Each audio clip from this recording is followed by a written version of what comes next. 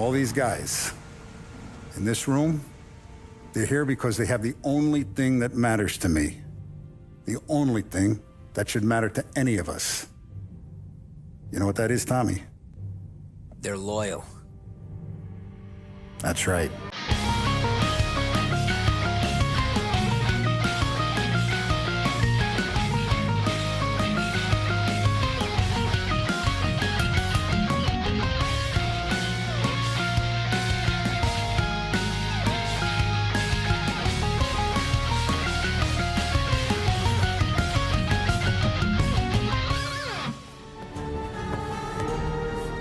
Welcome to the family. Welcome, everyone, to the latest episode of the Testing Room, where three of the gaming industry's best video game consultants who have never actually consulted on a video game bring you new topics each and every week. I'm Alex, a.k.a. I'm eating chocolate. I'm Christian, a.k.a. Suda45. I'm Preston, a.k.a. Funkadelic Jedi. Yeah. Well, welcome, everybody. Dude, Poppy's going hard in the background right now. It's got that bone. The little cheese She log. was, because I was like in the field all day today. She was at daycare, and we got in the car, and she was like passed out. We were cooking dinner. She was passed out right before we came upstairs. She was like, "More time to rage," but luckily she got that bone. I'm gonna give her about 20 minutes on that bone, and she's gonna pass out probably for the evening because it's almost 8 o'clock my time, right? It's like 10 till 8. Yeah. So that's what I'm looking forward to. But anyway. Let's kick things off like we normally do and check out what's going on over in Preston's comment corner. Yeah. Don't have any comments for the comment corner, but Christian does have a comment he wants to bring up. So I'll let him take this I got away. into argument in the comments today. Yeah, he got into argument. Not in our comments, but in a different YouTube comment. No, although if people want to argue about this, that's okay. I'm willing to argue. If you want to jump in our comments, feel free. It's good for the algorithm. No, so the discussion that we're going to talk about today is something that I was talking about with Alex a little bit earlier and Preston before the show started. And it's all the new drama that I didn't think I've been shocked in some regard to see regarding the new Final Fantasy expansion Dawn Trail. Are you before you get into this, are you shocked though? I am, only because I'll get there though, right? So okay. So, Alex and I, obviously, people know how we feel about 14, but we got. It's the only game I play forever. I'm never playing anything else. I don't play anything else. We got in on what is the most controversial expansion across the board, which is Stormblood. Alex and I came away from that expansion really liking it, but it hinges, your enjoyment of that expansion hinges on whether or not you find the character Lise interesting or endearing or any combination of any sort of liking. If you don't like her, then you're going to have a bad time for most of that expansion, if not all of it. To focus around the character. And that's fine, right? Like, you cannot like it. That's okay. And that's a totally normal reason to not like it. And the same is true for Dawn Trail. It centers around a character named Book Lamont, and if you find her endearing in sort of like a lovable, dumb protagonist, like anime protagonist kind of way, then you're gonna have a great time, and it's gonna be a satisfying little like beach arc of your favorite anime that you're watching here, right? If you don't like her, then again you're going to have a bad time. And again, that's okay. That's a normal reason to do so. The problem is that there is a lot of people who just simply do not like the character because she is voiced by a trans woman. And the easiest way to spot some of these people is, so you'll see a complaint sometimes where people go, "Oh, God, this expansion is just the worst. It takes so long to get from the first quest to the first dungeon. It's the worst it's ever been. It's so, it makes me so mad." And then you cut to, it takes around 4 hours to get from the first quest to the first dungeon.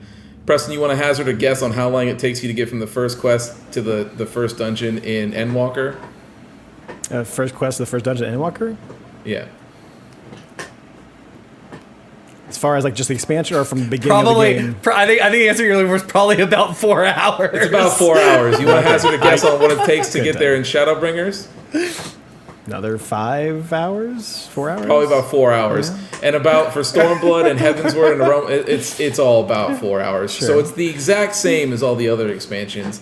But you're saying that now all of it, like now you're just you sure? Is that what it is? Right? You're positive, and that can be seen everywhere throughout the like. There's so many complaints where, there's also people who, again, at the tail end of Endwalker, right? Like there's the patch cycle.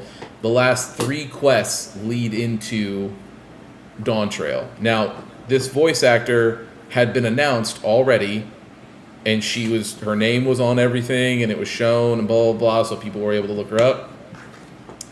And you saw people who the character was in like, as far as dialogue and just talk, was in the game for about 15 minutes total at this point. And there was people who were like, ooh, I fucking hate her so much. And you're like, interesting.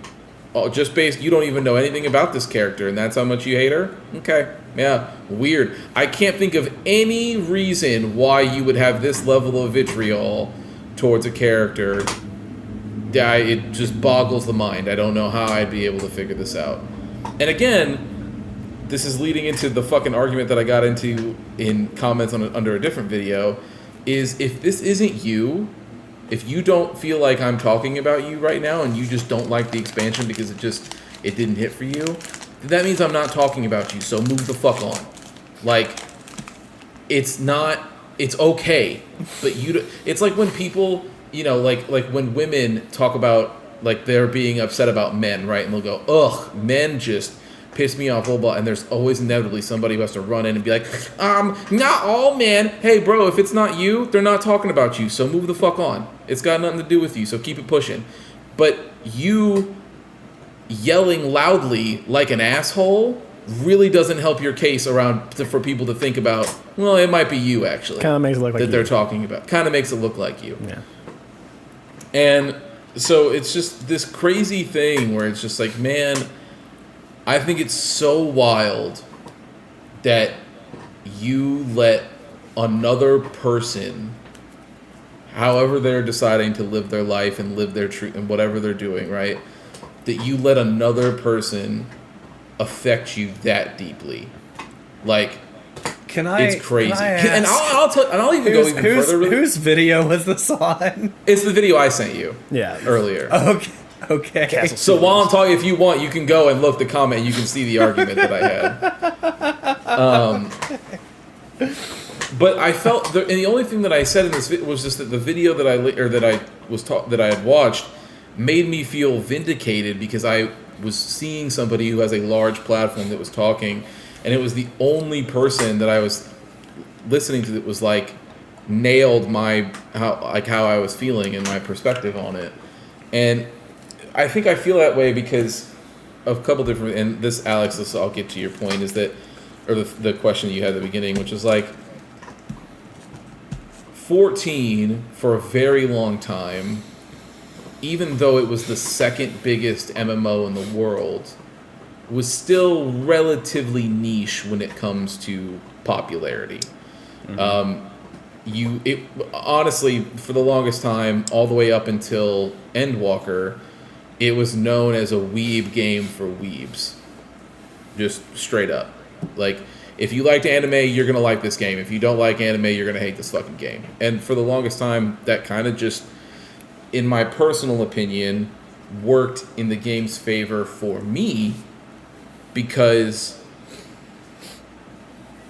in my opinion, the community was better for it. Like, it was a tight, not a tight knit, but it was a nice community worth of people that were just like, very nice.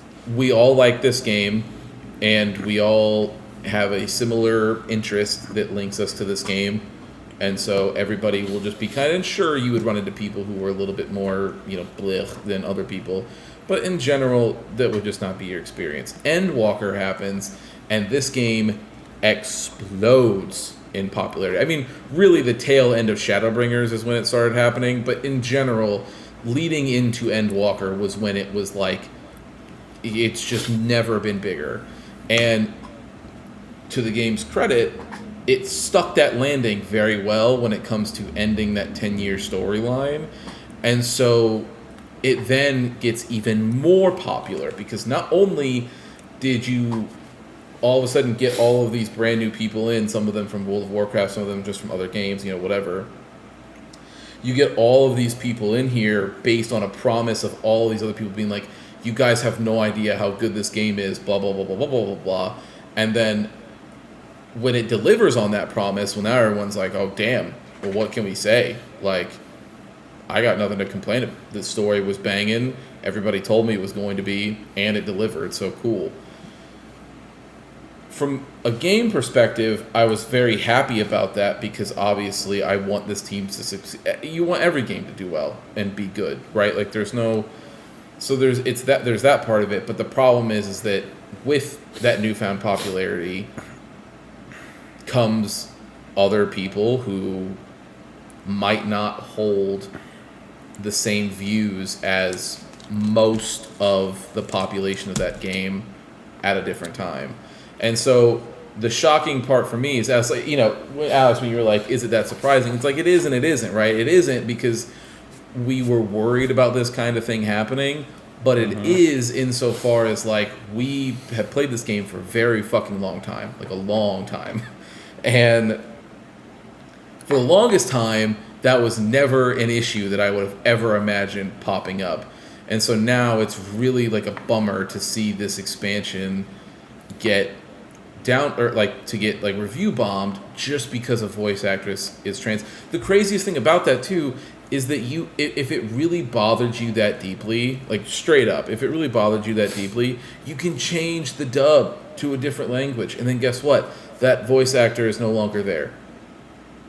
She's gone. She's out in a different land now, and she can't hurt you anymore. But no, you're so irritated that, and so you keep seeing people post about like woke Lamont and like all this other shit, because they think, to be fair, these people are not known for being especially clever in any way, but that's like the kind of shit they go off of and do, and you're just like, bro, I don't know what to tell you, but like, seriously, seek help.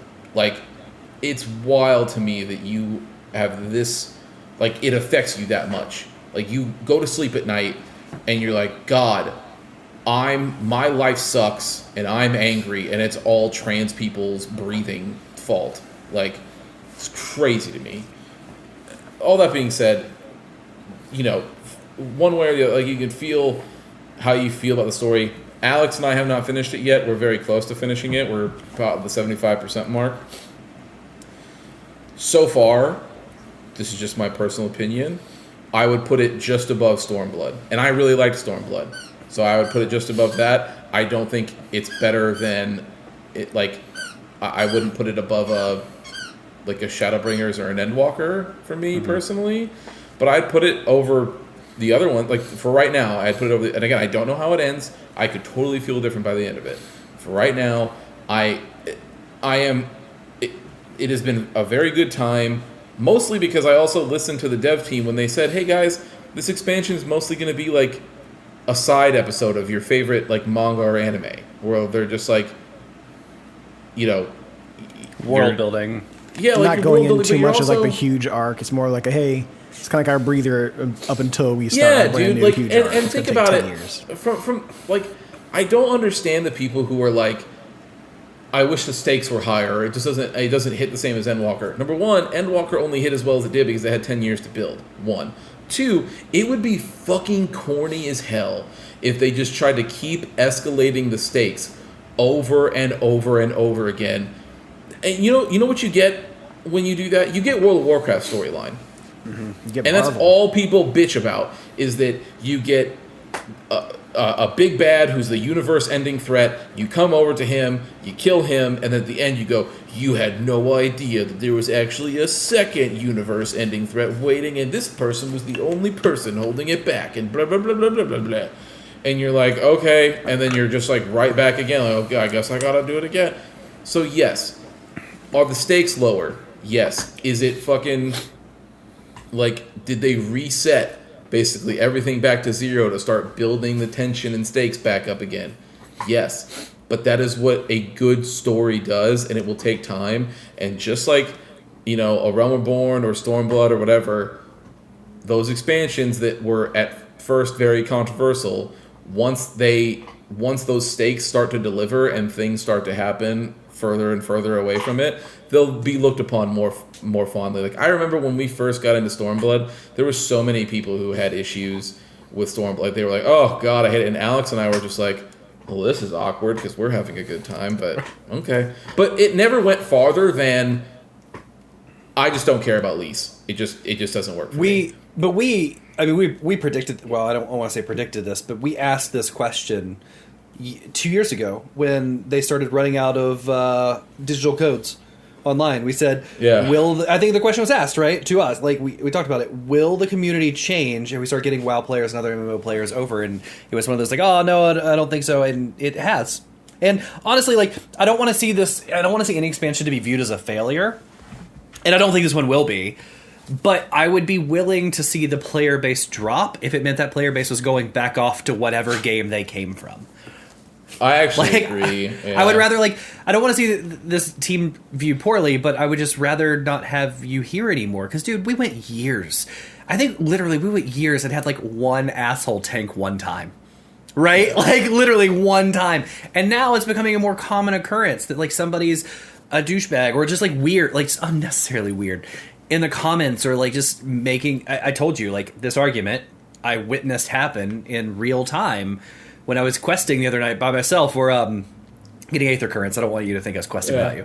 Getting Aether Currents, and I saw this huge hunt train where like hundreds of people get together to kill this like one boss, and I guess it was taking forever to spawn, so there were hundreds of people hanging out one spot, and I see in chat, like, I don't like this expansion. I don't like Wok Lamat, blah, blah, blah. And after about 5 or 6 of those, then one person was like, unpopular opinion, I actually love this expansion. And then it was nice to see like 50 other people pile on and be like, I agree, like, I may not love Wok Lamat, but I love the expansion, or I actually think she's pretty good and she's so cute, like she's like quirky in a funny way that makes her wholesome and so on. And so it was nice to see the outnumbering of people like coming out to say that, but it took one person willing to say something to overcome that like loud minority that's just bitching to bitch. Like, I'm sorry, but the minute you say woke, period, woke, insert word here, I just count your opinion. Yeah, I do, right?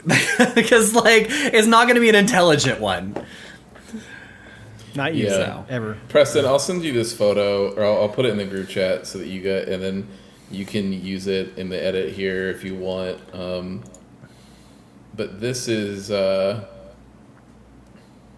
2 photos here I'm going to send. One is how I feel, like what Alex just said about the word, like when people use woke. But then also, I found a very good meme that sort of encapsulates the discourse around Dawn Trail. So I'll send them both to you guys so you can see it. So one, you send this stuff in our actual like text chat, and every time you say like group chat, I look to see if it's in our Discord group chat. And I am just, every time I go to there, I'm just left with, like, the horrors of the random shit we send. Like, Street Fighter 8 crazy people, like, the most recent thing we've sent. So, the one is, like, everything I don't like is woke, and it's, like, a book for basic dickheads, and it's this guy pointing at an engine. He's like, this engine is woke. But then also, there's the 14 discourse, which is the illusion of free choice, and then it has Wok Lamat and Lise, and it's like Dawn Trail is good, Dawn Trail is bad, and then it's like somehow though no matter which side you choose, you're walking into still somehow 3 more years of Stormblood discourse, because it's true that Stormblood up until this point was the most divisive expansion the game's ever had, and it's because it's set up similar, and I found it's written by the same person, so it makes sense. But it's just, if that being said, if you liked Stormblood and you haven't checked out Dawn Trail yet because you've been busy, whatever, great. I have great news for you. You're going to like Dawn Trail. If you didn't like Stormblood, guess what? You can start just skipping the cutscenes now. I'll save you the time. But the one thing that I don't think anybody can argue on whatsoever is that the quality of life and the dungeon stuff, like everything that they've done in this expansion so far, have been absolutely phenomenal. But yeah, that was just what I wanted to bring up. I just think the drama around this game is absolutely fucking ridiculous. Very stupid. And I saw an article I that just- was like Square's woke. They just hired a fucking trans person for voice acting. Like, that's not what's happening here. They just hired somebody. It happened to be a trans person. It's not No, really them man. trying to be, we gotta fill up our quota, so let's get a trans person in here. That's not what they're doing. DEI hire is what everybody says now. So I know. stupid. I do find it funny that like you and I talk so often about how angry the internet makes us, and every time like I'm always like, I almost did it, and I just said, you know what, I'm gonna let the comment go. Like, I'm not even gonna get in this argument. I'm gonna be yelling at the ether. I'm not gonna worry about it. I'm gonna leave. And you're always like, good choice. And it's funny to see that you actually fell into the argument hole. Well, the thing is like I wasn't even trying. I literally just all I did was make a comment about how the person who made the video, like I was like, man, thank you for making the video. I fucking agree. It's crazy how much hate that it's felt vindicating to see, you know, somebody who also has been playing the game for a really long time, like put my feelings sort of into words, and I was like, thank God, you know, blah blah blah, and then some random person was like, I'm offended, so here we go. And it's like, You're calling me fucking biased or not? I don't like Dawn Trail, so that means that I don't like trans people. That's what you just said. And it was like, Called I me a definitely bigot. didn't say that. And the best part about that is that there's somebody, so in the video, the argument that I was having literally happened in the video, where the guy who made the video was like, I'm not saying that all people who don't like Dawn Trail are transphobic, because that would be disingenuous. All I'm saying is that it is very clear that there are some people whose only hang-up about this expansion is that there is a trans person voicing a character, and that is the only thing they can latch onto, and so they try to be fucking dickheads and complain about all these other things that have been in the game forever. And they're like, but no, all of a sudden now it's just so upsetting to them and blah, blah, blah, and they want to kill this character and yada, yada, yada, yada. And some person in the Twitch chat comments and goes, I'm so tired of being called a transphobe just because I don't like Dawn Trail, blah, blah, blah. And he was like, hey, idiot, listen to the words that are coming out of my mouth. No one called you that. But I'll tell you this. The longer you scream about it like that and get upset when I'm saying that there are people out there that are doing it, it really does make it seem like you're one of those people. Because if it wasn't you, then you would have just kept moving and been like, oh, wouldn't have got he's upset. clearly not. Yeah. He's clearly not talking about me because I don't like Dawn Trail because I just don't like the character. But that's like, we all know these people. That's like, somebody who is like, I'm not homophobic because I have gay acquaintances, right? Yes, I But have then a they're boyfriend. 3 minutes later, they're like, but I just don't understand. Like, and I, talk to my friend, like, why do you need a day? Like, why do you need a month at Disney? It's like, you're homophobic. I don't know what to tell you. Like, I know you think you're not, but you are. I'm sorry. And it's like, that's these people. And look, like you said, for some people, genuinely, like, if it doesn't hit for you, it doesn't hit for you. But And that's okay. Those people, That's but those okay. people, yeah. But those people that it doesn't hit for, they're just like, yeah. I mean, that's not why I think it's bad. But okay. But you're right. Like the people that are screaming, you want to look at them and be like, okay, but what is your reason though? Mm-hmm. you say you're not this way, but then you don't have a real reason. You're just mad that you felt attacked.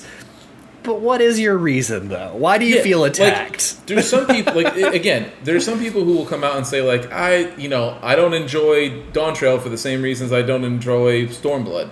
I don't like being relegated to the second seat. I like the Warrior of Light character. I want to be the main character. And also, I don't like Same, I get it, but the generic anime protagonist kind of thing, right? Like, it just is boring to me.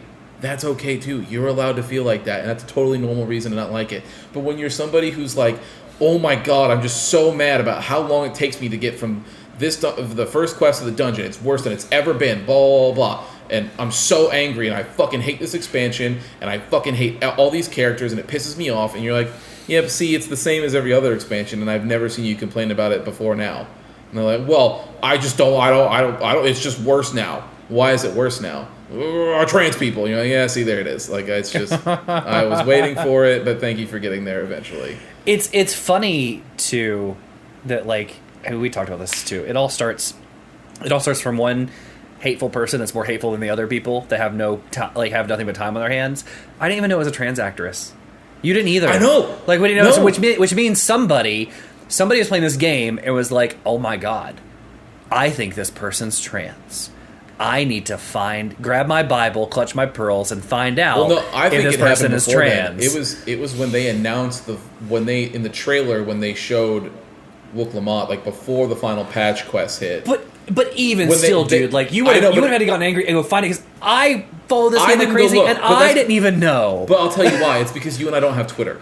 Like, when Square announced it, you mean the platform of hate? Got it. yeah, I know. Yeah, but when Square announced it and they put the voice actor's name out there, and here she is, front and center, then everybody was like, I still don't know who that voice actress is. I'm gonna have to look her up now. I don't know. You do a great job, by the way, whoever you are. But her name got put out there.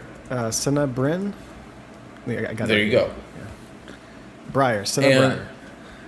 And they put her name out there, and then people went and found out that she's trans, and then that's immediately when the hate started.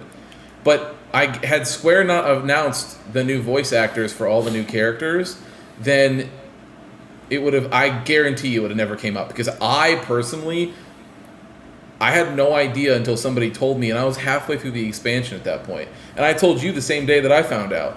Because I was messaging a mutual friend of all of ours who also plays 14, and I was like, dude, have you seen like some of the fucking anger about this expansion? Like, not just this expansion, but I was like, but this character in specific, I was like, I don't get it. Like, I guess I'm not seeing what other people are seeing. I don't know. Maybe I was like, I haven't finished it yet. And then that's when he was like, oh, well, it's probably because people are being totally normal and well-adjusted about the fact that that character's voiced by a trans woman. And I was like, well, now all the puzzle pieces are falling together now. Like, I get it. I mean, but again, like, I just go back to it's one king hateful person that does it, because the Wikipedia does not say she's trans. When you go to the IMDb, you cannot look and immediately go, oh, she's trans.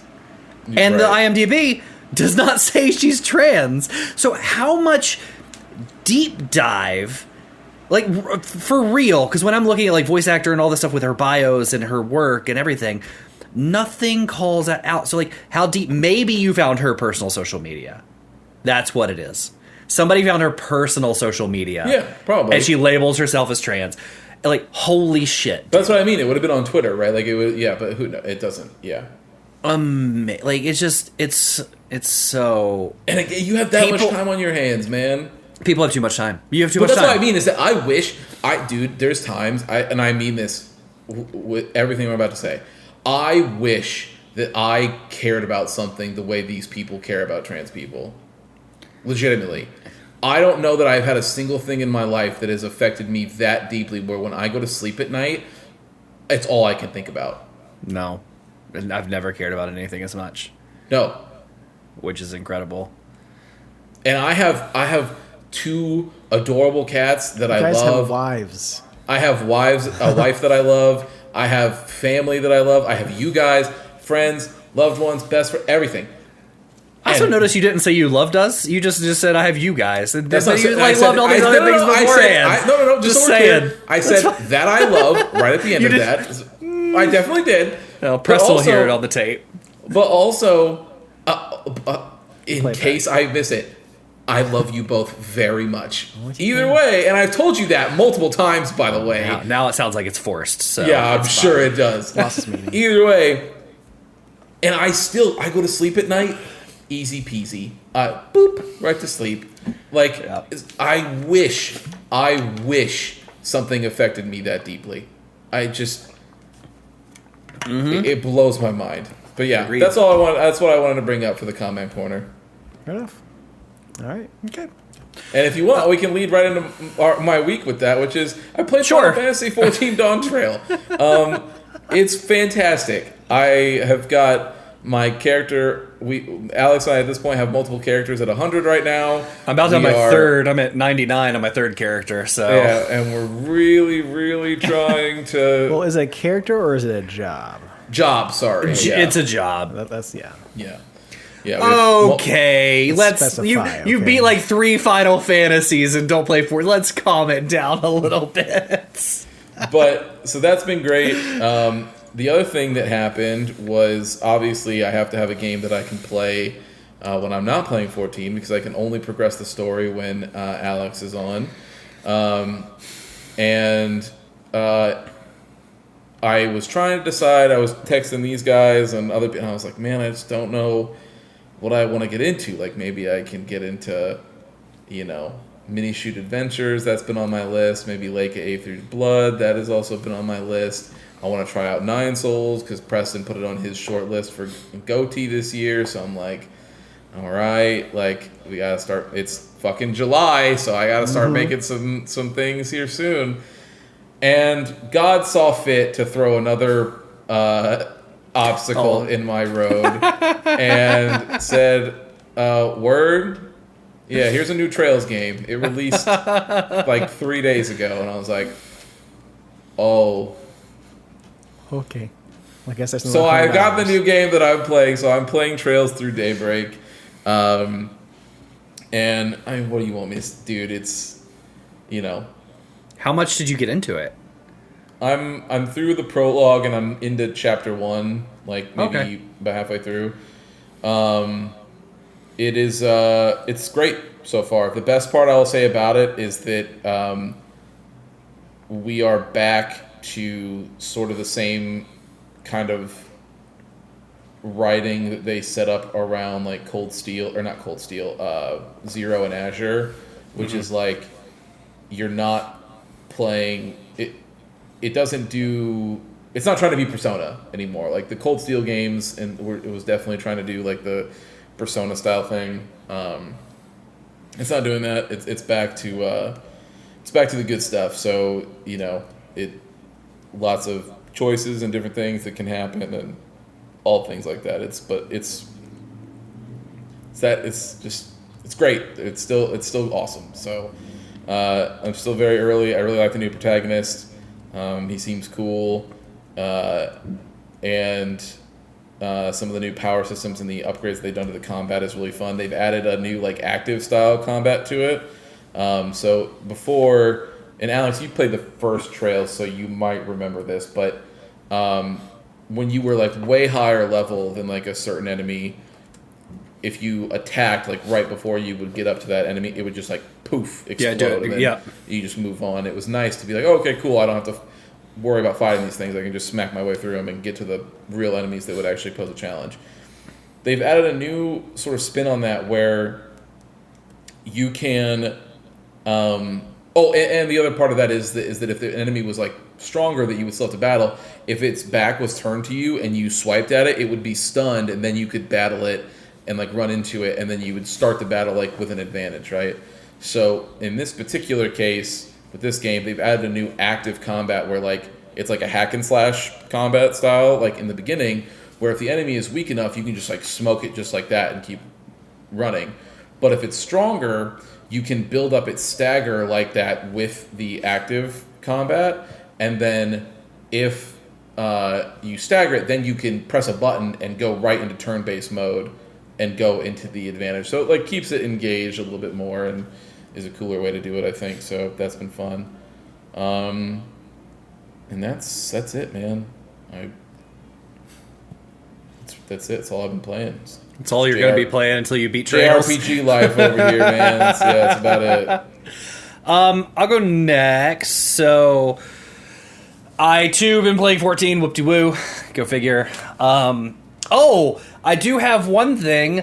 How the turntables have turned. It was Wednesday or Thursday. Got up early, texted a friend, said, "Hey fam, what you guys playing today? Halo. Let's do it. Let's play some games." And I got the text message back of, "Nah, I'm on vacation. I'm out of town." So He's on vacation. So I tried, and I was left high and dry. But yeah, otherwise, I played 14. The comment that you are going to get just by saying, "I've tried," and I guess that's it now, Jake is going to come in so hot to this comment I know. section. Dude. You want to know, dude? The unfortunate thing is of this is too, which is by the time Jake hears this, I'm in Austin. You'll be gone. I'm in Austin, and I'm sorry, I'm in Jersey, and the following week I'm in Austin. So like, I'm just right back to it, which is so funny. But anyway, it'll happen again. He's gonna ask me the address so he can pull up and fight you. I miss Jake. I miss the other guys we're playing with too.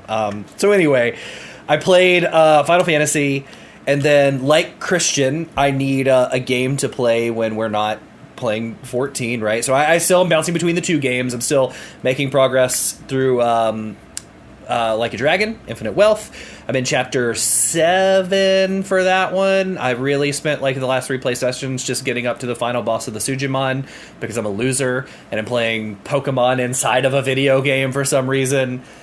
And then I've been playing Elden Ring, and I am 2 story bosses from beating that. So I have Radon the Consort and the one that comes before him. I have a little bit more than that to do because I have to beat those 2 bosses. I have to drop down a hole and beat another boss, the Putrid whatever Knight or whatever. That he whipped, dude, for not even high. He whipped my ass for like 8 or 9 times. Like, nope, I'll come back later. So I got to go back and show him what's what. And then the dragon, Belial, whichever. Bale. Is it Bale? Okay. Bale I have to go back and beat too because he also had my number when I went. He is currently the meme fight too because of the NPC that you can summon in the middle of the fight. He's like, "Curse you!" Bale! Like screaming. Yeah, he's great. Very funny. So I have to beat those 2, and then the only other thing I want to do is I made my way to the Abyssal Woods. I want to explore the Abyssal Woods only because like it's different. Like it's a whole zone where you're not fighting your way through. Like in fact, all the messages and stuff in game say like you cannot touch this. Do not let it see you. Like it's really brings in the horror aspect. So I just have those things, those 2 bosses I got to do, the 2 story bosses, and then the Abyssal Woods, and I'm done. So it sounds like a lot. It's not actually a lot. I just got to finish it. And I have to say, man, I'm really liking this DLC. It's very good. Play it as intended. It's very good, right? It'll be on my list of top 10. It won't be number 1, not like Elden Ring was, right? But it's a very solid. Yeah, Christian's still mad about that one, but it's a very solid DLC, and I've enjoyed my time with it. And I was telling Travis, listener friend and sometimes host, he was like, "Hey, I think I want to dive into Elden Ring and start because I've never played it." And I was like, the one thing that they do above all else is they do amazing lore, which you have to watch a video on because you're never going to understand it in game. But I don't know of any other game that does world building fantasy world building the way they do. Right? Like, they design worlds that are just so beautiful, you want to spend time and explore. So, you should absolutely do it. But anyway, those are the games in the game we're going to talk about tonight, and I think that is all I played. But we're going to have Elden Ring done soon. We're going to have Infinite Wealth done eventually. We're cruising along, trying to figure out what we're going to replace Elden Ring with. And I made a list the other night at GG, and I remembered how much stuff I've missed this year, like Persona 3 and Dragon's Dogma 2 and like other games I still have to go back and play before the end of the year. Yeah. Like I was on GG, I was like, I'll track some things I've played. Then I was like, what have I not played? I was like, shit. Okay, and just adding stuff. That list will pile up. We did watch Acolyte. We're not caught up. We're in episode 4. We're going to continue to watch tonight, but I think we're on episode 4. Everybody tells me, and what we've heard is like episode 3 is a very unliked episode. It's very dividing. Here, can I just? I'll tell you this. I'll tell you this, Alex, really quick. So Preston not caught me up, but he told me about his most recent. He won't know about this in episode 3. I know. That's why I'm not going to say anything. Well, I'm going to say Preston tells me what happens, and then this was his look. This is how he looked in the camera after he said it. He goes.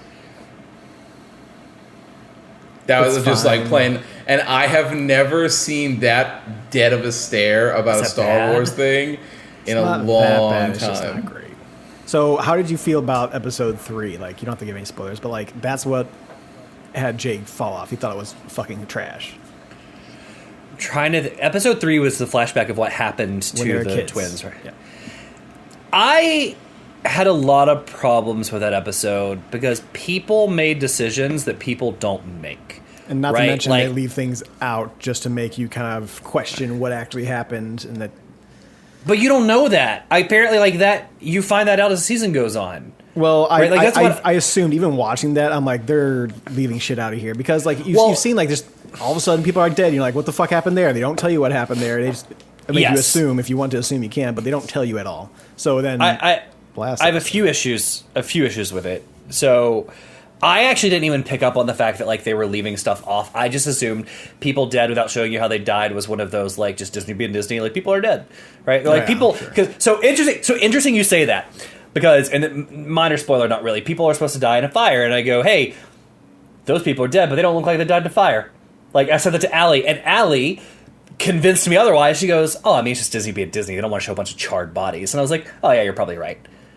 they would have But shown some smoke I've- or something. So I know. So I think I subtly caught on some of that stuff, and then like in talking to Allie, we just kind of talked ourselves out of it. But people are not making decisions normal people would make. Again, I think because they're twisting the story.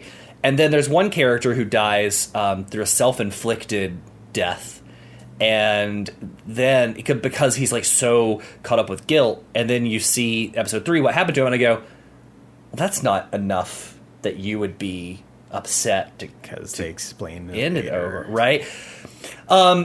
So my real problem with the show in episode 1, and this is not a spoiler, I don't think. I mean, if it's episode But- 1, you're probably fine. Okay, there's 2 characters and there's 2 girls in this show, right? Yeah. There's 2 twins, and like they do this thing in the first episode where they kind of have this forced presence where she thinks her sister's dead.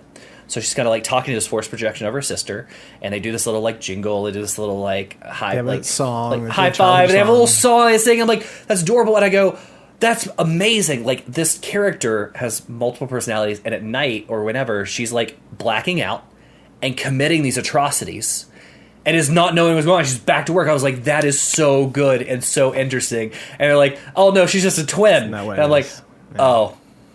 Cool. Like the much less interesting option you could have chosen is the one you went with because So like it's multiple not personalities as would have lame been as great. that, but it's pretty much that, yeah. But they make it more interesting as it goes on and gets more explained. She's a clone. She's a clone. Dude, I don't know that. I don't know that. It's from I guess she's a clone. So Just watch the show. It's the other thing I think people might have problems with too is like they call the bunch of witches like the Night Sisters, and like they're definitely not. There is a Night Sister among So, said group. but They the group use is not. force magic, definitely. Right. They're not Jedi, Sure. but they use force No. magic, which is what the Night Sisters do. It doesn't necessarily make them Night Sisters, because they're not. No, but they say the words the Night Sisters in the last episode I just watched, and I said to Allie, I was brushing my teeth and I heard it, and I popped over and I go, well, that's not true.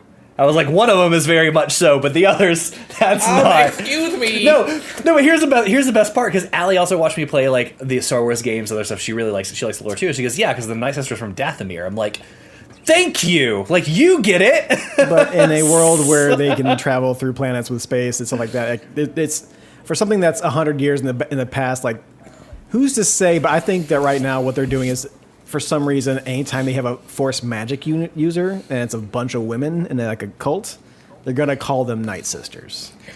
But I don't think that is how it actually is. I think it just happens to be a cult that uses force magic, and someone knows those people as Night Sisters, maybe somewhere else, and so they consider them Night Sisters here. I tell you why it bothers me, and it bothers me in the dumbest way possible.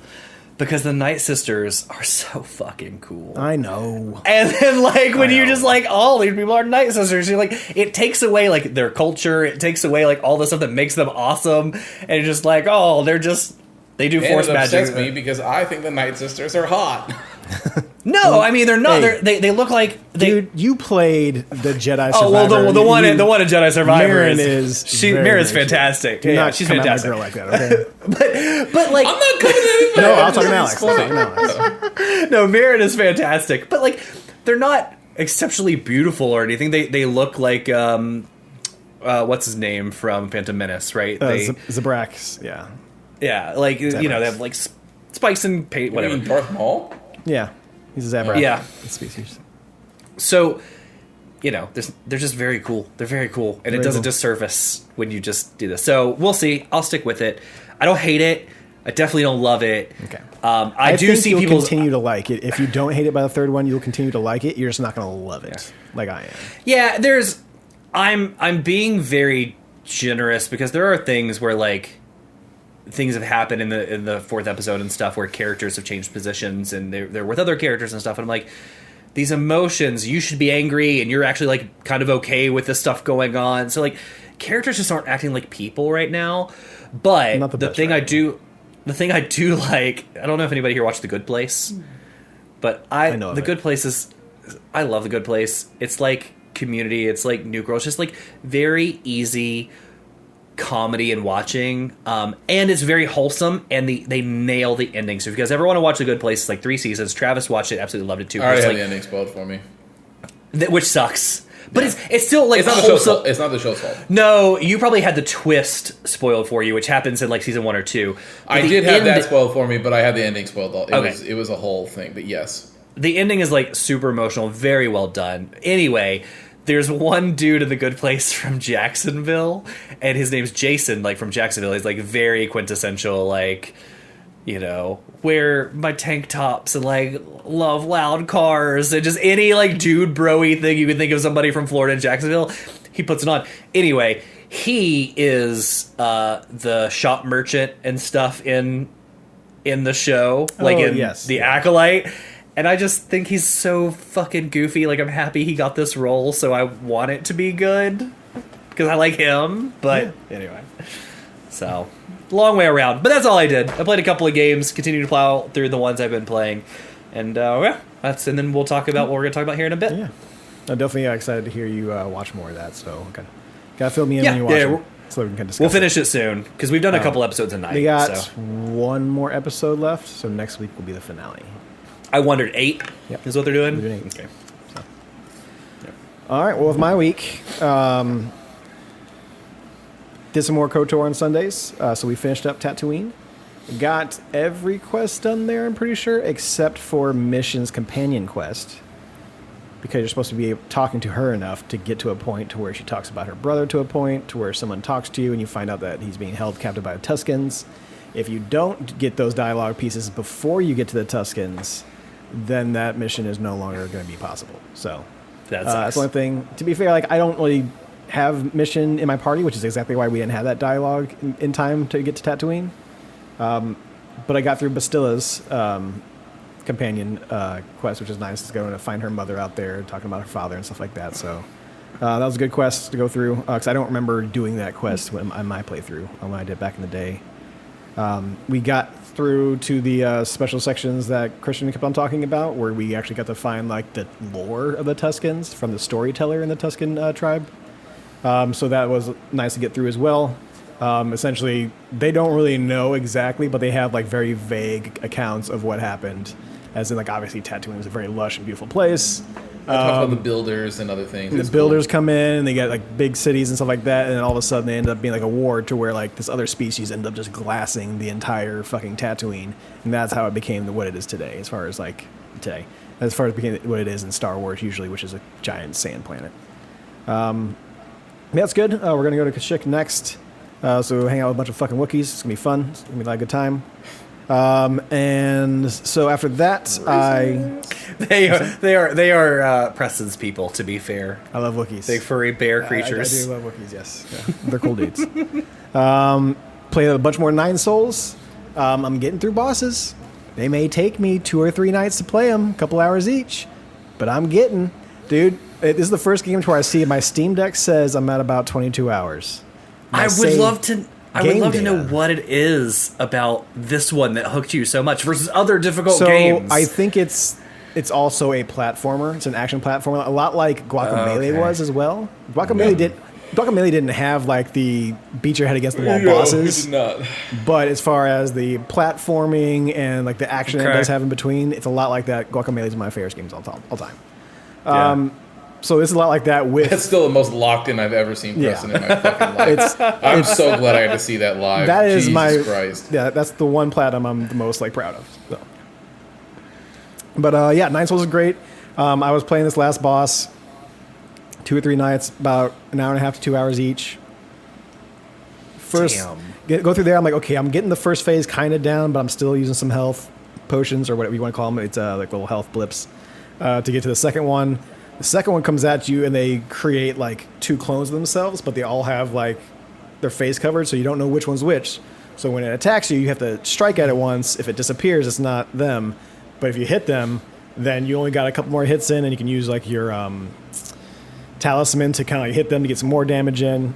So you're kind of trying to do this, but if you hit it and it's that person, their clone is going to come in at you, and you're trying to hit them with that talisman or hit them with something before that other one comes in. So I got through that. I'm like, cool. I'm getting close to the end of that. Great.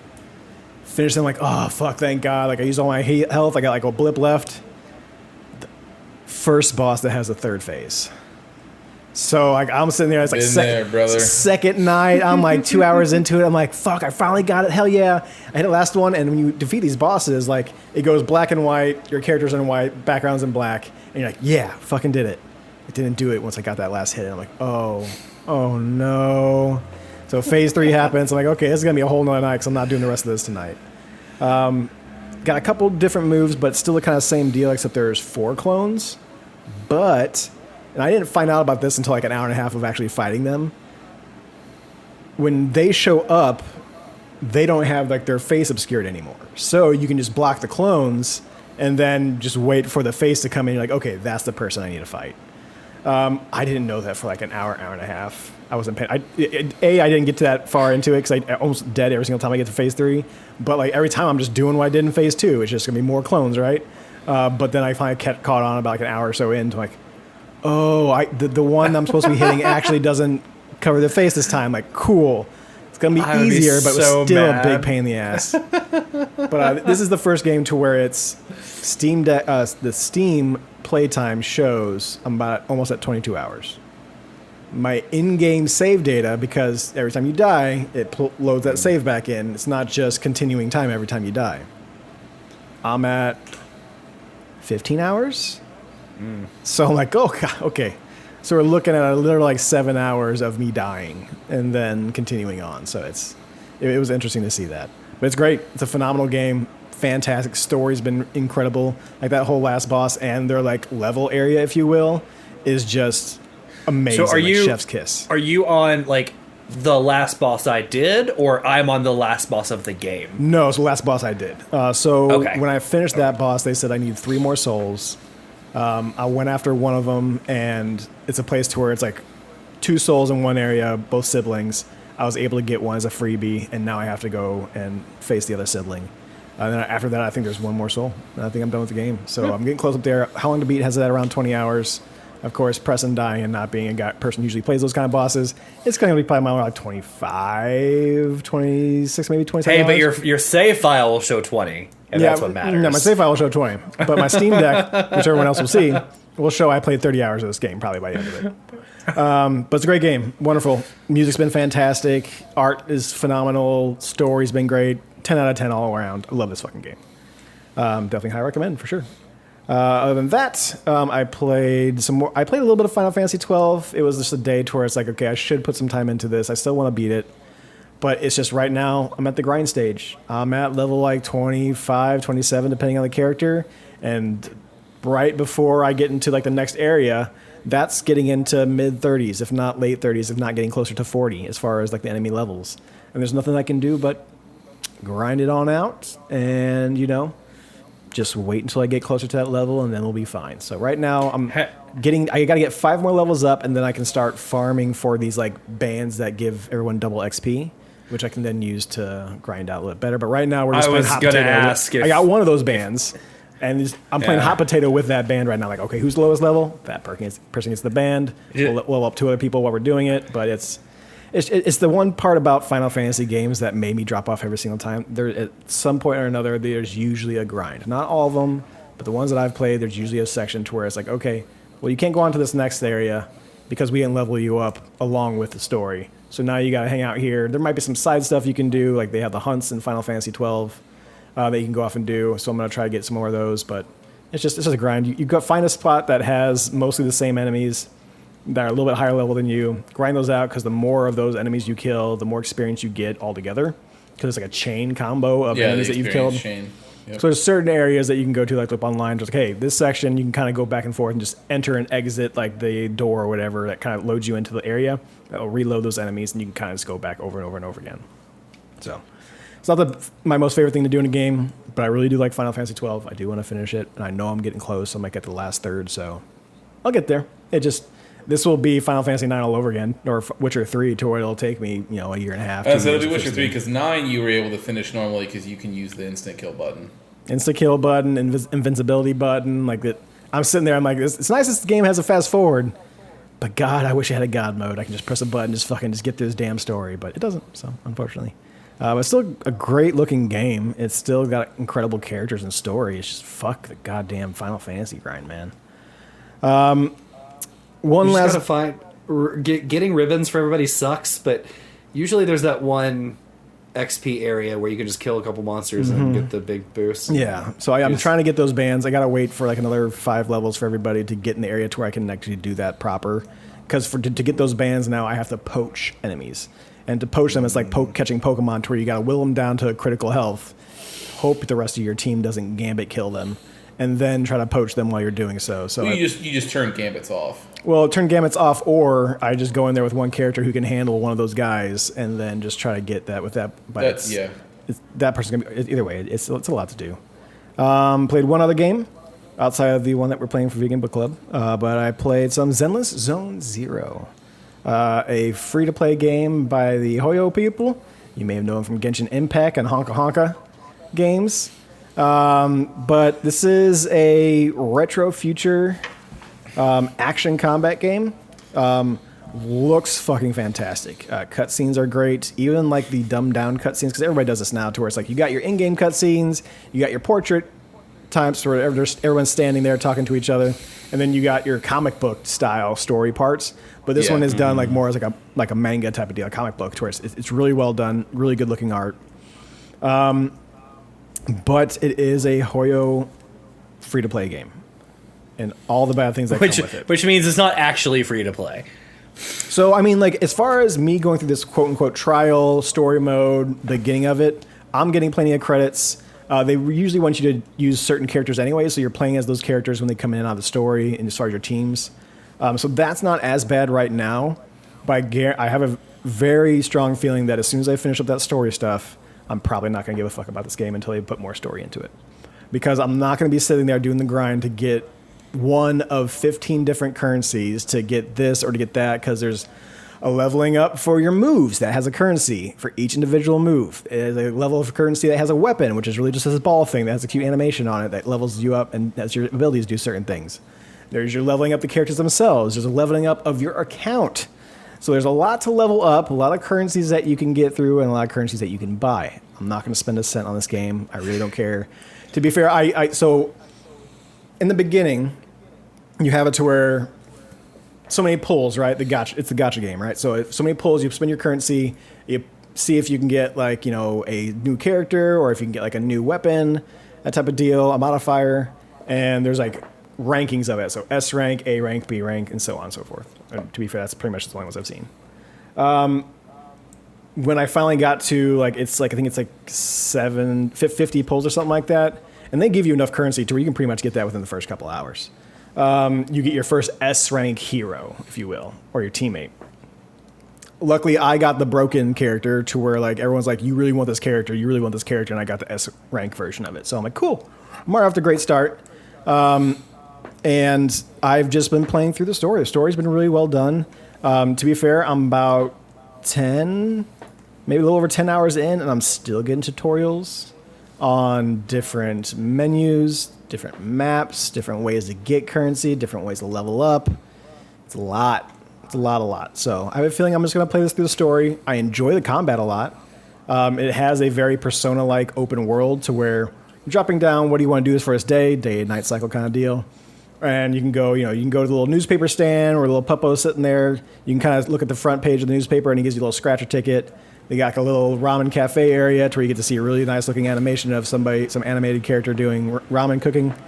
You run your own little video stores. There's a little mini game in there on how you can these are the 3 titles that they are categories or genres of titles that we want to put out there. Choose the videos to put out. You can make money over a day.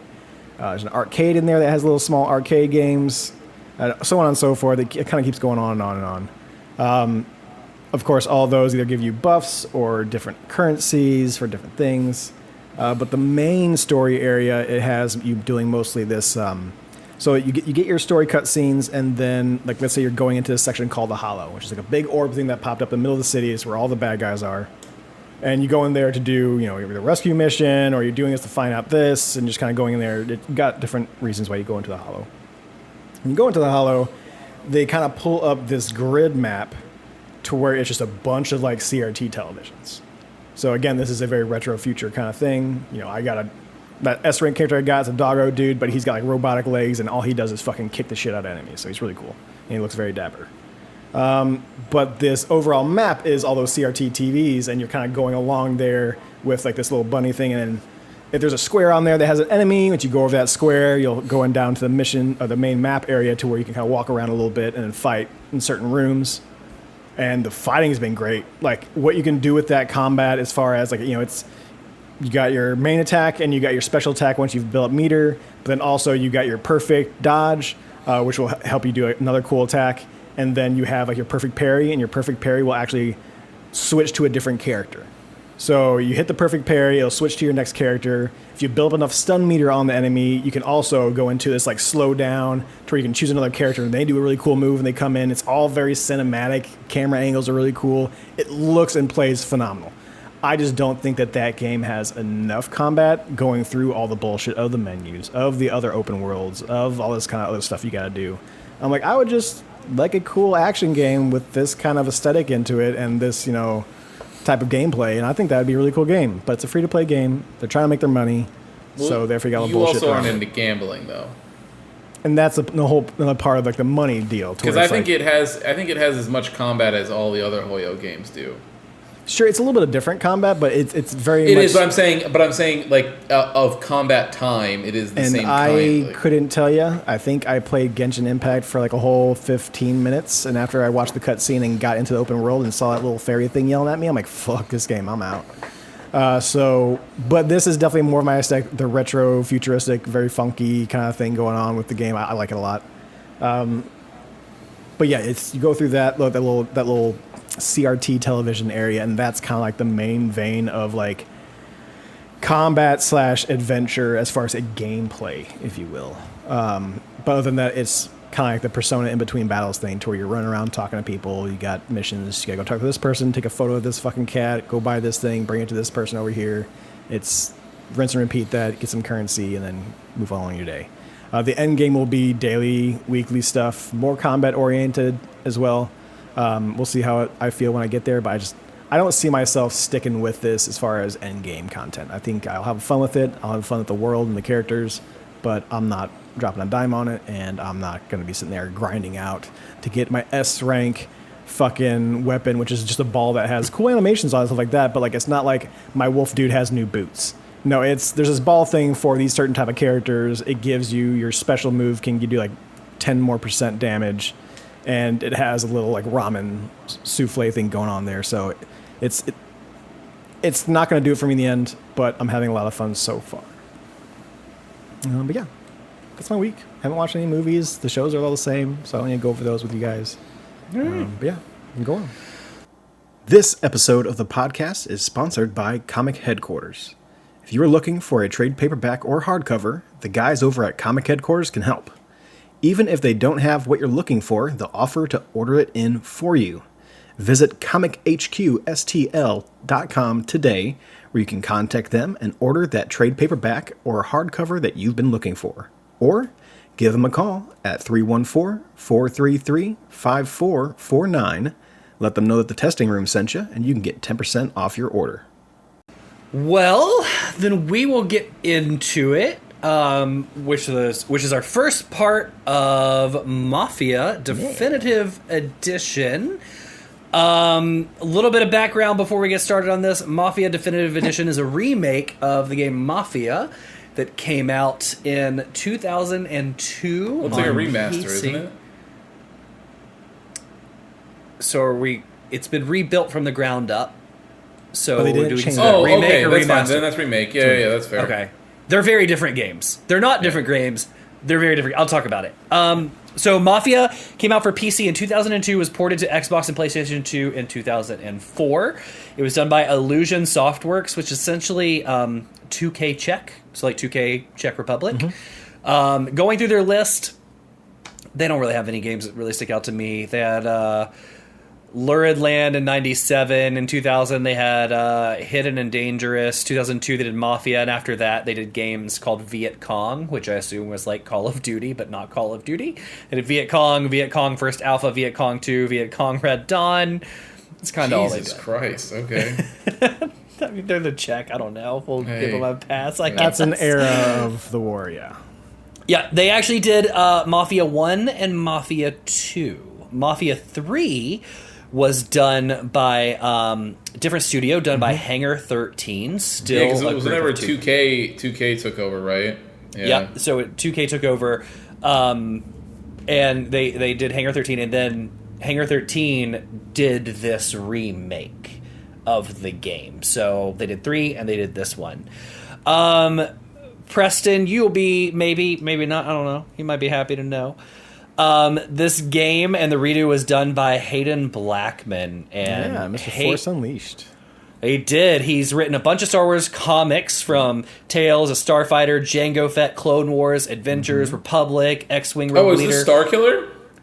But he did. So the games, he was director Nice. and lead writer for Force Unleashed, and lead writer for Force Unleashed 2, director for Mafia 3 and this definitive edition. He also did Star Wars Starfighter as writer, Jedi Starfighter lead writer, Galaxy's Empire Divided writer. So he's... Wait.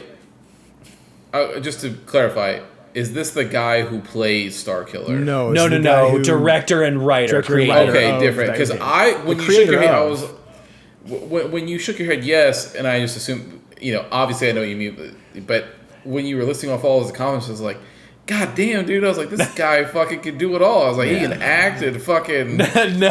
It's the do all guy this that shit. created... Like, God damn, created the that makes character. more sense. That's fine. And he's done a lot. He did DC Batwoman, Electra, so he's got some stuff. Yeah, no, he did a lot to of his comic name. stuff, yeah. And I think you guys won't know this because you didn't do what I did, which is I went back and watched YouTube videos of the I meant original to, because yeah. I Let's do it wanted to right see. now. I got you. Bruh, they are. Oh, well, so the visuals won't do it justice. I'll talk about where it differs. These games kind of are different. They're different games for interesting reasons. So we will. Let's just get into it. Well, I'm going to follow Christian's format. I love that format. We're going to talk about the story, then we'll see what you think. So, we did chapter 1 to 5. Chapter 1 is called An Offer You Cannot Refuse. You looking at images? Yeah, it looks very different.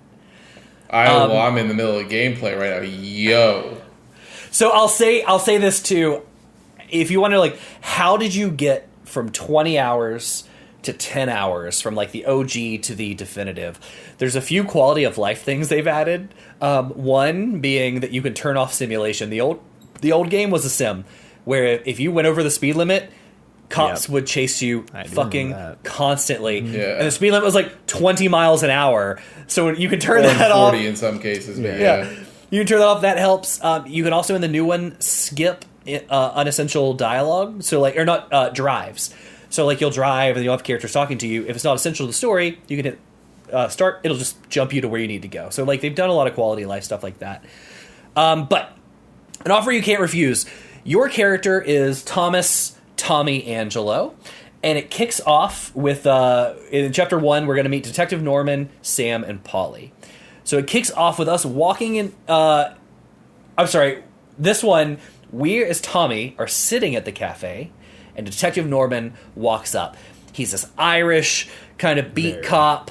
This game takes place in a fantasy place called Fairhaven, Illinois. It is very much Chicago. But it's Fairhaven. And this cop, the voice acting is very good in this game.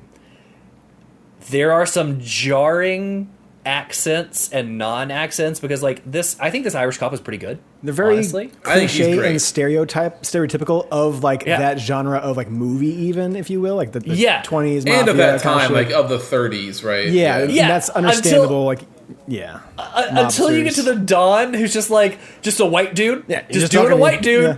just being talking to you, and serious. I was like, oh, you're like, you don't have an accent, and this is like jarring that you do not. But the voice acting is good. So anyway, we meet at a coffee shop. We find Tommy's called Detective Norman, and he says, "Hey, I don't have any money. I want to. I work for this organization. I want to get your help to get me out of the situation I'm in." Essentially, is what he says. And he's like, "Hey, I'm trying to protect my wife. I'm trying to protect my kid. I'm looking to leave the mafia, and I'm willing to do so by giving information to you in return for helping getting me out." This is where this game actually starts to divert from the original. In the original, in the OG game, Norman's at the coffee shop and Tommy walks up. So it's completely different when those two walk up. It's an inverted intro, and there's a lot more dialogue. So it's not just like, I'm in a situation, I want you to get me out. He's like, hey, I have some information for you. I work for an organization that probably isn't too legal, and I'm pretty high up. And like, you should watch the first cutscene because the dialogue I meant is just to, straight up. honestly. Like it's Forgot. it's like if two dudes just like, hey, so I'm Tommy, and I'm in a bad situation, and I work for an organization that is pretty. And then the cop, also doing an Irish accent, which I'm not going to try and do, is like, Good oh, choice. you're Tommy. You work for the Mafia. Do you work for Don Salieri? It's So what you're saying is so that bad. it's very clearly written by people who English is not their first language, and also have writing chops from 2002. Yeah, so I my note here says the intent is the same but plays out like a bad book. And then I say the actors have been recast, and at first I thought like, oh, they're bad, we want to update it so they're better to like the new day. And then I got to this line where Detective Norman goes, well, I'm just not going to listen to some criminal. And I was like, holy shit. I was like, we cannot. That is Don't that forget, is this is not the okay. 20s. We're going to get some racist ass shit in here. I'm waiting for the was first like- black person to show up in this fucking game. Like, let's see how bad this gets. My Dude, notes there's- just say, holy shit, I think they may have rewritten this entire scene, so I don't know, to not be racist. Yeah, that'll do it. So, yes, it is completely different, much longer. The one we saw is a better version because the one Well, we there's saw... no slurs in it. No slurs in it. But they also just leave a little bit to the imagination because they're saying, like, hey, you're going to experience some of this in the story and what you're going to see coming up. I don't need to lay it out for you. The old one is from 2002, straight up, like... They let I'm you going imagine to the slurs. Yeah, in the new one. It's very much like, I'm going to tell you every single thing that you're about to see in this next chapter and so on. So, anyway. Either way, it sets the stage for what's to come. Tommy's on the run for the Mafia. He's telling a story to Norman. And that's how we get here today. And that's what this game is. They're at the coffee shop. They're reminiscing on how we got here, right? So this begins chapter 1. Tommy is a cab driver, a cabbie, in 1930s, driving nights. And he's waiting outside one night for a fare because fares are better in the evening. And then what happens? There's a car chase going down the road. Somebody's being shot at. They wreck a car. The lead car guys jump out. They run to our car. They say, hey, you're a taxi driver. I'm putting a gun to your head. You need to shut up Drive. and take us where we're going to go. Shut up and drive, right? And we're introduced to Polly and Sam, who are two of our kind of henchmen. And And this boy, ensues... does Paulie have an accent. Polly does have an accent. And this ensues a car chase where you're running from the people shooting at you. And essentially, it's the tutorial of the driving stuff. I think it's to say, like, hey, the old controls are bad. Like, I didn't feel that this was as necessary for the modern game, because the modern game feels just like a normal arcade driving game. I feel like in the old one, this was very necessary to get used to the driving on keyboard and mouse on PC and so on. But either way, they have you driving through shortcuts. Basically, it's just a slalom of like random debris on the street that you have to drive around, like hay bales and for whatever reason, and cones and stuff like that. But eventually, you get to Little Italy, and it's a bar that we just say Salieri's place. Like, hey, this is Salieri's place, and we're made to allude that it's the Don's like hideout, right? And Paulie says like, wait here, we'll be back. Sam returns with some cash and payment. And a message that says, like, hey, Don Salieri is grateful, and he wants you to know if you'd ever need anything, maybe a loan, maybe some work, like, don't hesitate to ask. Don doesn't forget his friends. And he says, he gives you this line, which I thought was really funny, is like, see you around, kid. And these two dudes are very much the same age. Like, it was just very awkward. Yeah, I took it as, like, him saying kid is in, like, you know, I'm in an upper, I'm a higher, like, set than you are. Like, that's you're fair. A child compared to me. That's fair. I felt like it was, hey, I'm in my 30s. This Tommy character is a young cabbie driver, maybe in his 20s, but like the models and the voices do not reflect that at all. To be fair, when you're like, you know, the life expectancy in the 30s was so short that being like 5 years apart is pretty, you know, Closer to 10 to 20. Yeah, What's our age a little difference? Significant. What's our age difference here? Well, our life expectancy is over 100 given modern medicine, so. All right. Yeah. All right. So, You fuck around and find out if you want to. so we get back to our apartment. And in the cutscene, this kind of ends chapter 1. It's a very brief, easy intro, right? And we get back and we check out the amount of money. We're like, holy crap, the money they paid me was not just enough to like fix the car from the shots and the damage, but like it's enough to buy a new car. Yeah. Right? But Tommy is I hope like, it was like $10 bills Yeah, I was too. gonna say, a whole $200 He's there. like, oh my god. But Tommy, who is like a pretty good guy, says like, and I get it, like I understand why they pay me that much, but like, look, I don't need the money, so I'm okay for now. Like I'm not about this life. Like I'm gonna take care of me and keep doing what I'm doing. Next episode. In chapter, except chapter 2, which is called The Running Man, where we're also going to run back into Tommy, Polly, and Sam. This is a very short mission. Not a lot happens here, but some important stuff does happen. So we start out the day in our normal cabbie job. We're just doing fares. The first lady, I'm standing outside. She walks over. Hey, you a driver? I'm like, yeah, I'm a driver. She's like, then get to driving. Take me to where I'm going. Super rude. Gets a little racist about my music. A little angry about it. Yeah, a little angry about the swing music of the time. But either way, take her to her fare. Grab another one. Pick her up. Take her to... Because I made a note about this. Then Yeah. she decides that as you're getting out, and he's like, hey, you know, that'll be 30 cents. And she's like, yeah, by the way, the only tip I'll give you is to not smoke in your car because I was like just driving in an ashtray the whole time and then slams the door. And I was like, it was Everybody smoked. And I had, well, not only that, but in my brain, because this game, currently the gameplay is like very reminiscent of like an LA Noire, a GTA, like that kind of thing. And my brain was like, run her over. Run her over. Like your NPC character better disappear by the time you walk out of this car. Yeah, and I was like, you know what? It's cool. I'm not trying to get the heat on me right now. I'll just keep going. But I was like, ooh, lady, you got about one more time to test me. So we do a couple more fares. Before The others I put the aren't up, down, down cheating here and get a rocket launcher. The other fares aren't as bad. One tips really well. The other doesn't. Either way, this is just No, one dude was a Wall Street dickhead.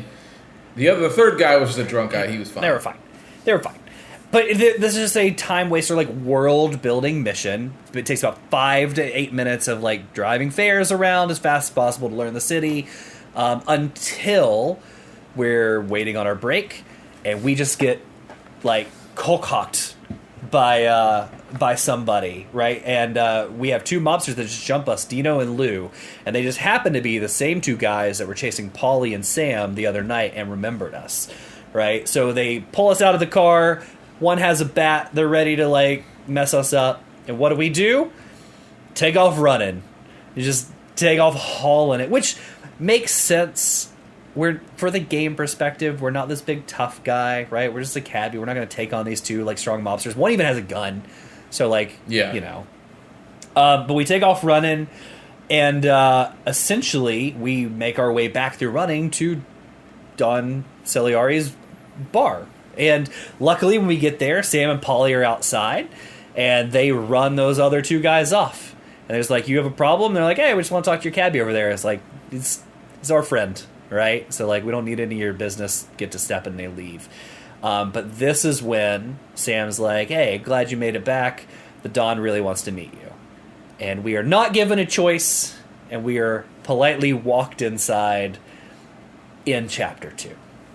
Right? Very quick chapter, but it was very much of like, whatever good we had, it's not like, sorry, you're not going to be able to do, like, you're going to be forced to get into this life. Enter chapter 3, where things take a bit of a turn. So the Dawn walks in, and I love this conversation, and they're just like, hey, Tommy helped us out with those Morello guys. Like, remember we talked about him the other day, and like, we found him. They wrecked his car, and they beat up his car, and they chased him. And, like, he made his way back to us. And the Dawn's just like, all right, so look, thanks for coming back, Tommy. I don't forget my friends. Here's what I'm going to do for you. I'm going to set you up with a small loan to get you back on your feet. Tommy's like, well, sir, I'm not looking for a loan. And, dude, the animation here was so good. Like, Celiari sticks out his arms and just, like, looks around the table. He's like, who the fuck is this guy? And just goes, what the hell are we doing here? If I'm not given a loan, what are we doing here? And I just thought that was, like, perfect. And Tommy's like, oh, I just want revenge for the guys that, like, wrecked my cab. And this is where I'm like, you were moral 2 nights ago. Like, I don't need the money. I'm not about this life. Into this. And you sit down at this table and you're like, oh, I'm in. Like, cracking knuckles. Well, I don't even know if he was in, right? It was the way I took it was that he was like, I just got my ass beat and my cab got beat up. Mm-hmm. And so all I want is an opportunity to get some revenge. But you have enough money at home to buy a whole new cab. Yeah, but the reason that I'm saying this is because they make such a point of you having to deal with such dickheads all the way up until the 3rd fair. Mm-hmm. But you have to deal with such dickheads all the way leading up, where Tommy's threshold for bullshit that day was already at its maximum, where he's just like, God, these fucking people. Like, oh my God. And then what do you get while you're trying to enjoy a nice cup of coffee? In lieu of a payment, by the way. You didn't get paid for your fare, but you got a free cup of coffee out of it. So you're just trying to enjoy your cup of coffee, and what do you get? A bat to the side of the head, a broken window, broken headlight, and then these people trying to beat the shit out of you, all because you had a gun to your head and you started driving the other day. Like, what were you supposed to do? Just sit there and get shot? And so you get your ass beat. So you're already pushed over, and you're like, you know what? Today's the day. Someone's getting beat up, and it's not going to be me. So you're justifying, essentially, is no such thing as bad people. There is bad things happen to good people at the wrong time, and it makes them bad. That does happen sometimes. Right? Like, okay. I think everybody's had one of those Everybody's moments a Tommy like, deep down is what you're saying. It's not your fault. No. I'm just saying that hashtag not all Tommies. Have you ever had a bad day and then somebody pissed you off, and then afterwards he said, you know what? That was an overreaction. I shouldn't have done that. I'm sorry. It's not you. It's things that I was bringing in before this that influenced this decision.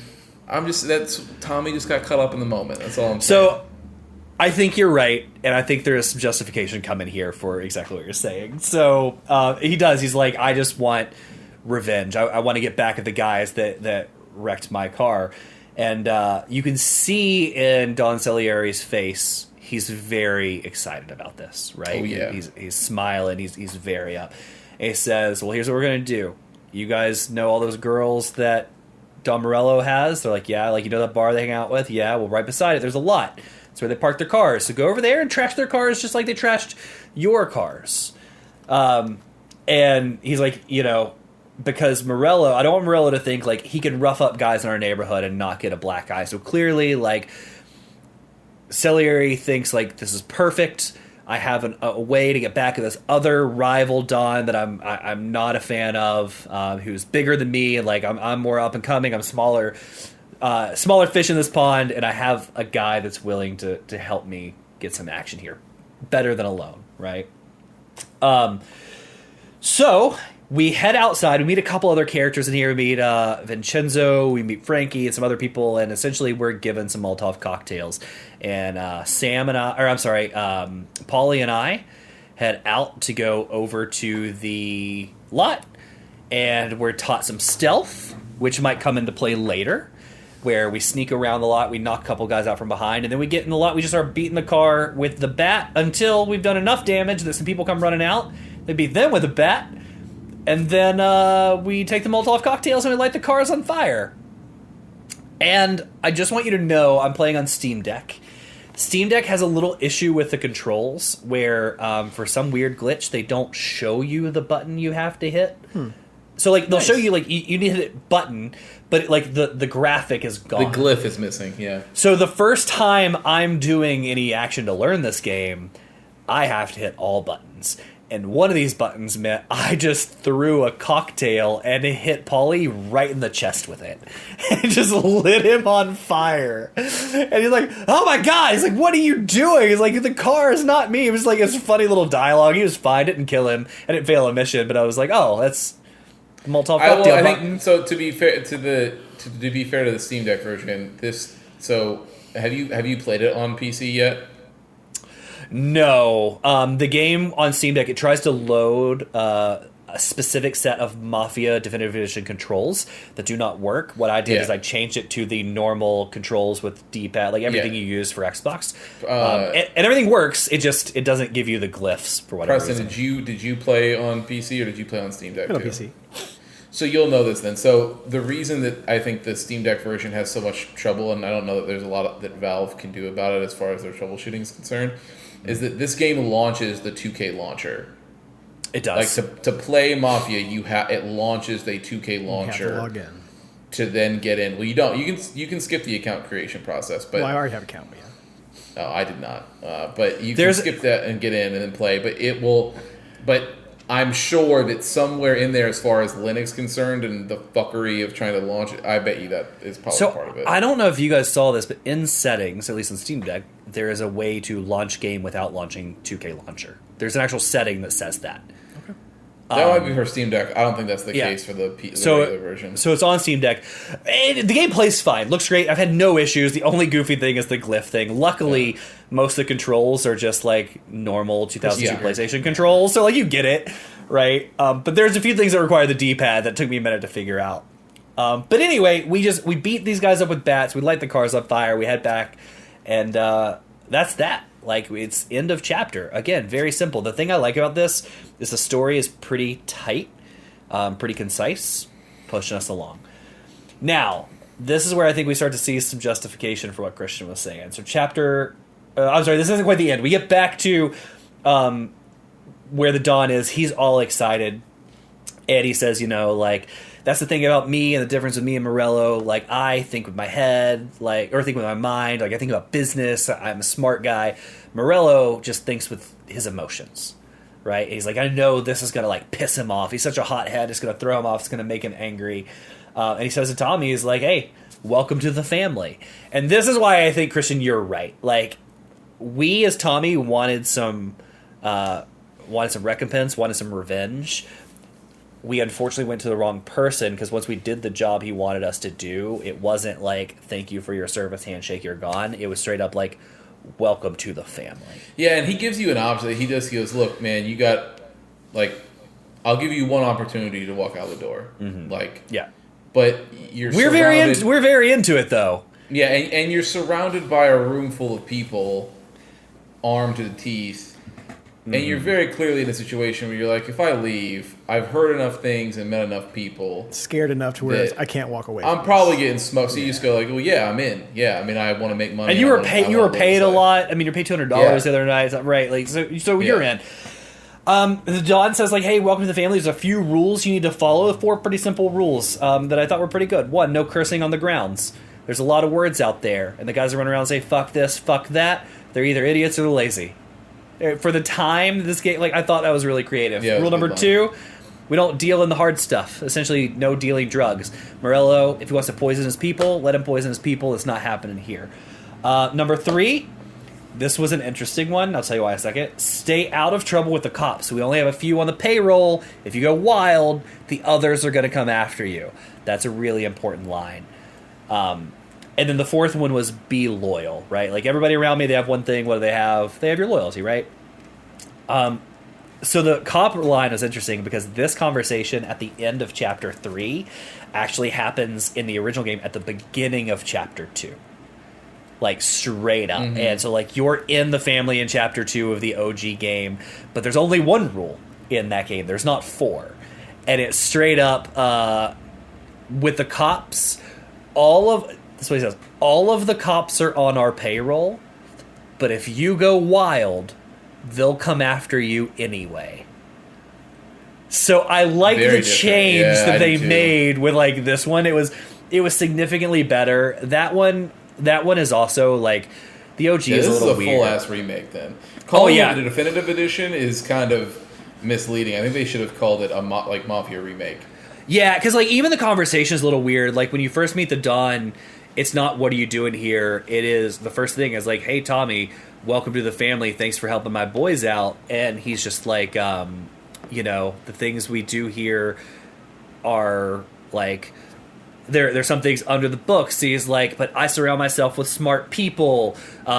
He's like, Frankie here. He's like, he's a wizard with numbers, and these two guys are my muscle. It's not like, let me slowly introduce you to them. It's just like, here it is. Here's what you're doing. And then there's an additional line at the end of that OG scene in Chapter 2 in the first game where everybody walks out. Tommy says, like, happy to be part of the family after they do a much longer scene. And Frankie says to the Don, hey, he's smart. But when you asked him if he wanted to be part of the family, he hesitated. He goes, he can't be trusted. And that's the end of the chapter. Wow. Which is, like, way different than what happens here, where, like, we are bought in, there's no hesitation and all of that. So I agree, Chris. Like, it's significantly different to where I wouldn't have called it definitive edition either. Chapter 4 begins, called Ordinary Routine. Mission's pretty straightforward.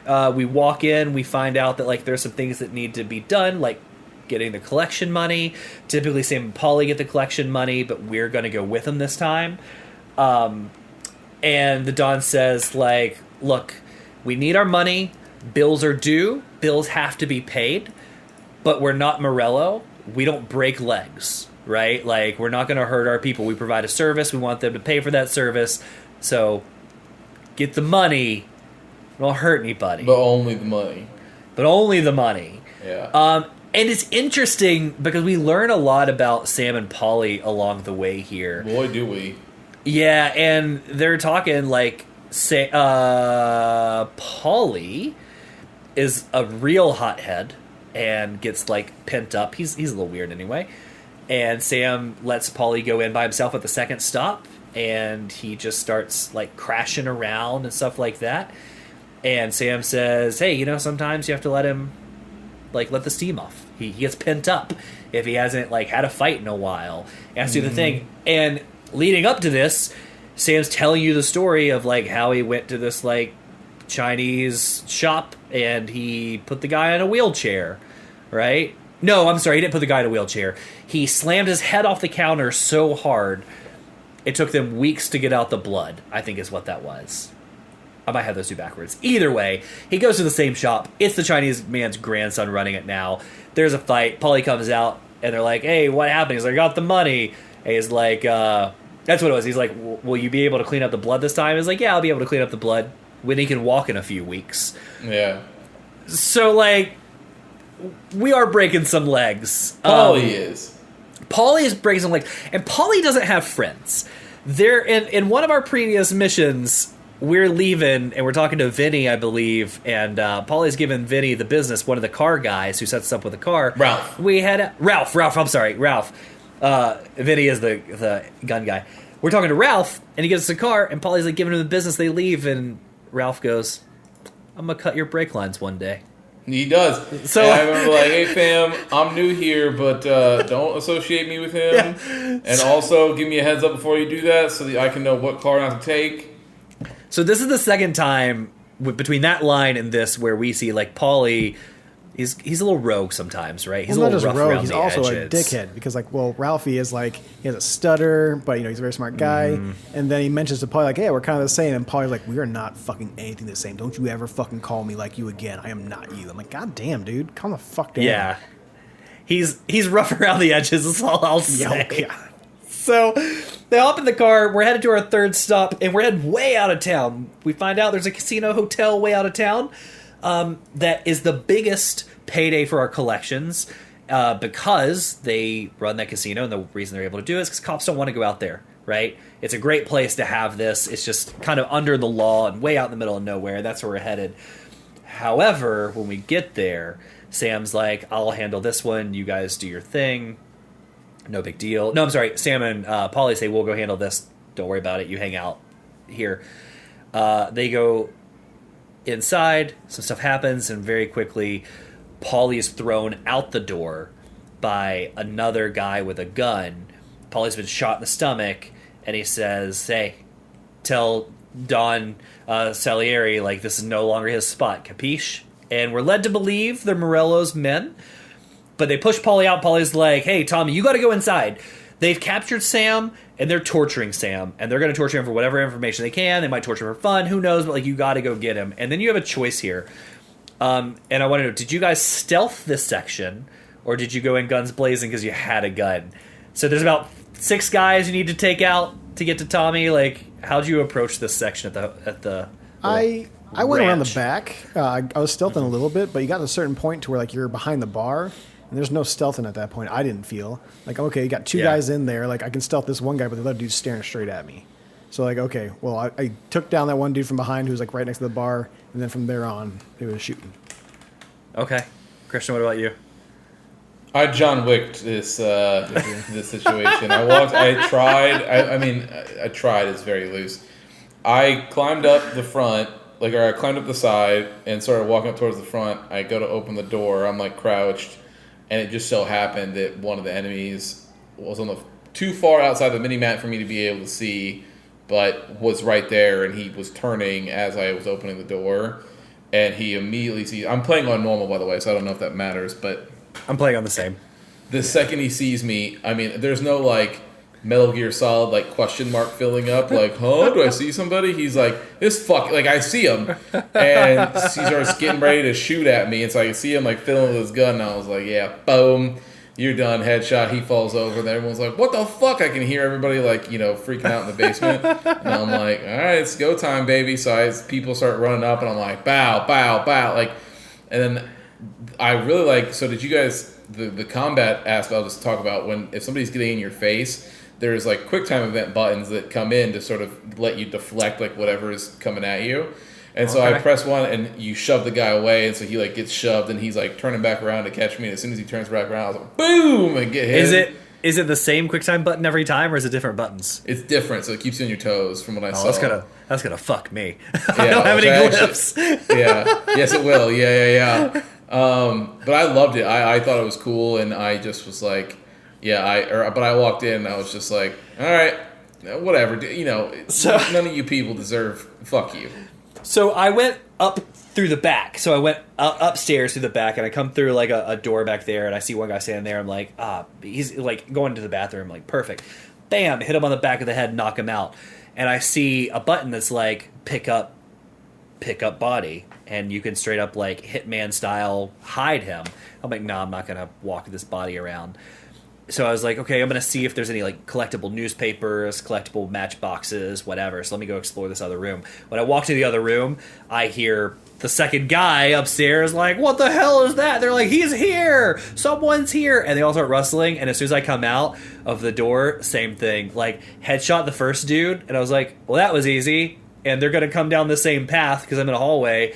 As soon as they rounded the corner, it was the same thing, like headshot, dropped him. The only guy that didn't come upstairs was the guy behind the bar, and I walked up behind him, and I just shot him because, like, you're all Mafia people, and you shot my pal outside. Like, you're all getting shot. I don't know what to tell you. So I had good intentions. Seems like we all kind of did it first. It just went awry very quickly. I was like, yeah, I mean, like, if I had the opportunity, I would have sell through and knocked people out. Yeah. But the second somebody was like, hey, I was like, oh, it's all right. You chose this, not me. And I didn't think there was going to be any real like repercussion, right? It's not going to affect anything. So, I hope so not. we get downstairs. We get to Sam, and Sam's in bad shape. But before we can just like, it's all hunky dory. We get pushed to the side. A guy has a duffel bag full of money. He's just running, and Sam's like, "I'll be fine. You got to He go." I'm hits like, you with it too. Yeah, I was like, I'm like, I got to get you and Paulie like somewhere. He's been shot. Like you're beat to hell. Like we got to do something. They're like, nope, money first. I'm like, all right, I got this taken care of. So I hop in a car. I say essentially, Paulie, don't die on me, please. Stay here, and we go, and we just get into a car chase where we're being shot at, and we're shooting at the lead car until we eventually just shoot enough where we shoot the driver. And that's when I knew there wasn't going to be any repercussion because we had to kill the driver. Yeah. And we go in there and we get our money, and that is the end of chapter 4, which I liked. I thought it was a little different here. Mm-hmm. Final chapter, I think it's intermezzo. Well, I think this isn't the final chapter. I think the final chapter is fair play. That this is an intermission in between chapter 4 and chapter 5. That's why it's called intermezzo. Maybe I just didn't see where we swapped to fair play, so that's It's right fine. after this conversation. Okay, so with this part, we're back in the cafe with Norman, and essentially Norman's like, "Oh, so that's how a cabbie goes to Enforcer overnight with a little bit of luck." Tommy's like, "Yeah, I mean, it seems like luck, but honestly, like." He makes an interesting comment. He's like, it also felt like somebody was watching out for us.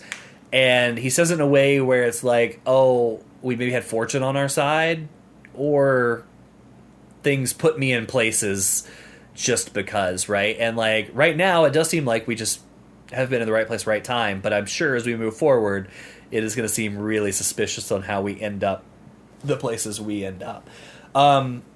We also learn a little bit more about Morello, right? He's like, hey, what do you know about Morello? And Morello's the big guy. He's like, you think Don Salieri is big. Well, Don Salieri makes $1. For every $1 he makes, Morello makes $10, right? Like, he is the big fish in this pond. And he's crazy from what I hear. He has all the cops on his payroll. Anybody he doesn't have on his payroll, he scares them into doing what he wants. And he gives this really interesting anecdote and a little cutscene with it. And he says, do you know Johnny Crackers? And he's Yeah. like, the boxer? He's like, yeah. He's like, well, he's not he had an accident, right? He's like, yeah, well, essentially, he was driving his car. Another car bumps him in the back, and he gets out, hey, what the hell, man? You hit my car. And who steps out? Don Morello. And he's like, oh my gosh, like, Don, I didn't know it was you. I'm so sorry. Don't worry about the car. It's not even dented. Like, it's not even a big deal. Like, I can handle it. Who cares? Well, and he was like, and I was driving slow. And Don's Yeah. like, oh, so it's my fault. Yeah, it was my fault. So Morello comes out with a tire iron and just beats him to death in the street. And it's Cops just it's look one of away. those. Yeah, the cops look away. Everybody looks away, and he's going to town on it, just like smack, smack, smack. And Tommy essentially says, like, it's hard to know. Did Johnny Crackers say something mean, or like say something that made Morello mad? Did he just lose his usefulness? Did he maybe not throw a fight he was supposed to throw a fight? Was he not bringing in money? Like, it doesn't matter. Morello's just a dude that rules by fear, right? Mm-hmm. And that's that. And that gives a little bit more insight to what we're up against. This brings us to fair play. Yeah. So in this chapter, this was fun. We're tasked with fixing a race. There's a big race car race here, and it's huge for our part of town, Little Italy and stuff. Don Salieri has a great driver that's won the last couple of races. Like whenever he wins, it's great for the community because they bet a lot of money on him. They have money to spend. They spend money on booze. It's just a huge party. It's a huge boost. We have the fastest car. However, Morello has brought somebody in from the circuit. So, like, a real race car driver with a real race car, and his is, like, miles A European above. one. A European one, like, way faster than our car. So what does one man have to do? Well, we have to make sure we win the race, right? And we have this interesting conversation with Don Salieri where he's not saying, go mess with this car, but he's saying, like, go mess with this car, right? Like, again, it's just... Tommy is a nice guy. Tommy's new to the family, but we're going to slowly coax Tommy into doing the things we need him to do. And we're not always going to tell Tommy he needs to do it. We're going to let Tommy figure it out for himself. which is what he does. Is like clearly Well, because he kind of because he has the moment where he's like, you know, Tommy jumps it first and is like, well, do you want me to go break his legs? He's like, no, that's a little too much. You don't need to be doing all that because, you know, that'll bring unwanted attention and Morello might retaliate against that. That could be a whole thing, and then people will know that the race is fixed and it won't make people bet anymore and blah, blah, blah. He goes, and so you see Tommy sort of juggling. He's like, well, you want me to go mess with the car? And he's like, now you're getting it. Like, now now we're coming with gas. Yeah. We're thinking, right? We're not just reacting, we're thinking here. So that's what we have to do. We have Ralph has a guy that he knows, a guy in the garage that'll let us in to get the car. We'll take that to our other mechanic fixer. He's going to mess with the car, and then we got to take it back. Pretty simple. And that is what it is. It is pretty simple. We drive over, we get the car, we have a chance to go real fast, like 120 miles an hour if you just hit the gas. Man, and in this game with the driving, it can get away from you pretty quick. When you hit the brakes, it gets away from you real fast. It gets squirrely real fast. Yeah. I was able to do it without taking any damage. I didn't know if there would be, because they tell you don't make it obvious, right? But there were some times where I was like, oh boy, like, good thing there's nobody in this intersection, because I almost just did a donut in the whole thing. So we take the car to get tampered with, and then as we leave, I'm sure you all noticed, there's this weird like heat gauge now. So like whenever you're driving, just red lines all the time. If red lines for too long, I never let it get all the way up, so I don't know what would have happened. But clearly, like the car just red lines and then drops down. I guess it's going to explode, but yeah, we've messed with the engine, so we get it back, and it's race day, and it's all well and good. However, Morello's guys got a hold of our driver, and they just really broke his arm, broke his jaw, and something else, like a couple ribs. Beat him up real bad. Not driving. So we need a driver, and coincidentally, we're a driver. And it wasn't until after I finished this and I'm like doing my notes and thinking about it, I actually don't know if Morello's guys beat the hell out of this driver, or if again something was looking out for us and put us in the situation. We don't know. Yeah, we don't know. But just something to think about. So we do the race. I won said race. I assume you guys won said race. It wasn't a difficult race. So did you lose? I was doing great. I was Mario Karting it to where like I'm ahead of everybody. We're doing fantastic. Third lap rolls around. There's that little quick left right. I'm like, your car, didn't you? I'm doing perfectly fine here. So I'm like, you know what? Let's just go right fucking through it, Cut shall the we? corner, yeah. Fucking like. Boom! I went Yeah, front first because there's a little bump right there you don't notice until you go straight through it, and then all of a sudden I turn around, fucking like 3 or 4 guys go behind me. I'm like, fuck, I'm gonna have to do this race all over again. So I just restarted from there. I'm like, all right, let's just do this slow race again to where I get to first place in the first lap, and then I just don't fuck up, and you'll be fine. But if you fuck up, they're gonna be right there. Let me make you feel better. The first lap, Alex, I did the exact same. I did the exact same thing. Because like I had banked off a couple people in the turn because I didn't hit the brake fast enough. I was like, oh, this is just like this is just arcade. This is arcade racing. This is just perfect. burnout, baby. I got this. Yeah, dude. So it hit the S, and I was like, that's fine. I'll turn a little bit, but my right 2 tires hit it, and it just straight flipped me. Like, I had an opposite thing. So for me, my problem is I don't have the glyphs. So when I said flip your car, I couldn't figure out the button to flip my car. I didn't flip my car. I just turned around. I just hit pause and restarted. So I didn't have to do it. So for me, my car luckily rolled enough times that it landed upright eventually. So what's funny? So here's the thing. I think I'd have to go back and test this, but I think what happens is eventually, instead of like rubber banding to keep the race interesting, what it does is it has the CPUs follow your line to try to keep the race interesting. So as soon as you fuck up, they'll catch so the reason that I was able did everybody mess up? So the reason that I was able to win the race so easily, and I think the same thing with Alex, is that when you go through your first lap, when the second lap comes around, all those people probably did the same shit and flipped their car. The reason I say that is because, so the first lap I come through and I'm like, oh, I'm at like 3rd or 4th place, right? And I see that place and I see them all slowing down. I go, fuck you, dude. I'm going to take the straight line and go right through it. Well, like Preston says, it's not till the last minute that you go, that's a hill. Like that is, it's got a bump. That is And old race cars in the 30s, for those who don't know, are basically just rockets. Like they're just missiles.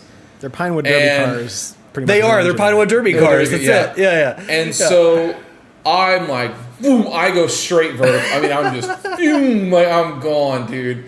And then it starts doing like flips and roll, and then it hits the ground. I start rolling. I'm like, oh shit.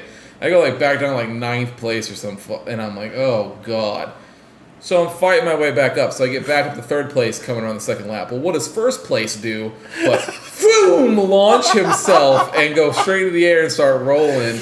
And I was like, oh, so this must be how they're doing it AI-wise, is to keep people, like, they'll do that same line. So by the time now I'm on 2nd lap, well, now I'm being good about it, so I'm like, boop, boop, boop, and, I fly through. 3rd lap comes through, same thing, I just fly through it. But, yeah, it was... That's so... Mine just, like, flipped me like an airplane, right? Like, just went sideways, like, side over side. And I just slid on my head forever. And it's like flip car, and I'm like, I can't figure out the button. So, yeah, but anyway, so you win the race naturally, and here is just like some fun dialogue. You walk around, you interact with people, and they tell you how great you were and how good for the community it is. It's a big party out by the area where the car is. So blinking your eyes at a cute little girl, little lady. Yeah, and you meet new people, including Sarah, who That's will towards come, the end, but yeah. Yeah, will come into play later. Our next chapter is called Sarah, right? I just have the note. I have a feeling she's going to be a big deal, right? But you're single now, but he mentions a wife and kid in the very beginning, so who knows? Solid bet. So we hear though, like, hey, your friend Paulie, like, he's real drunk. Like, somebody needs to deal with him.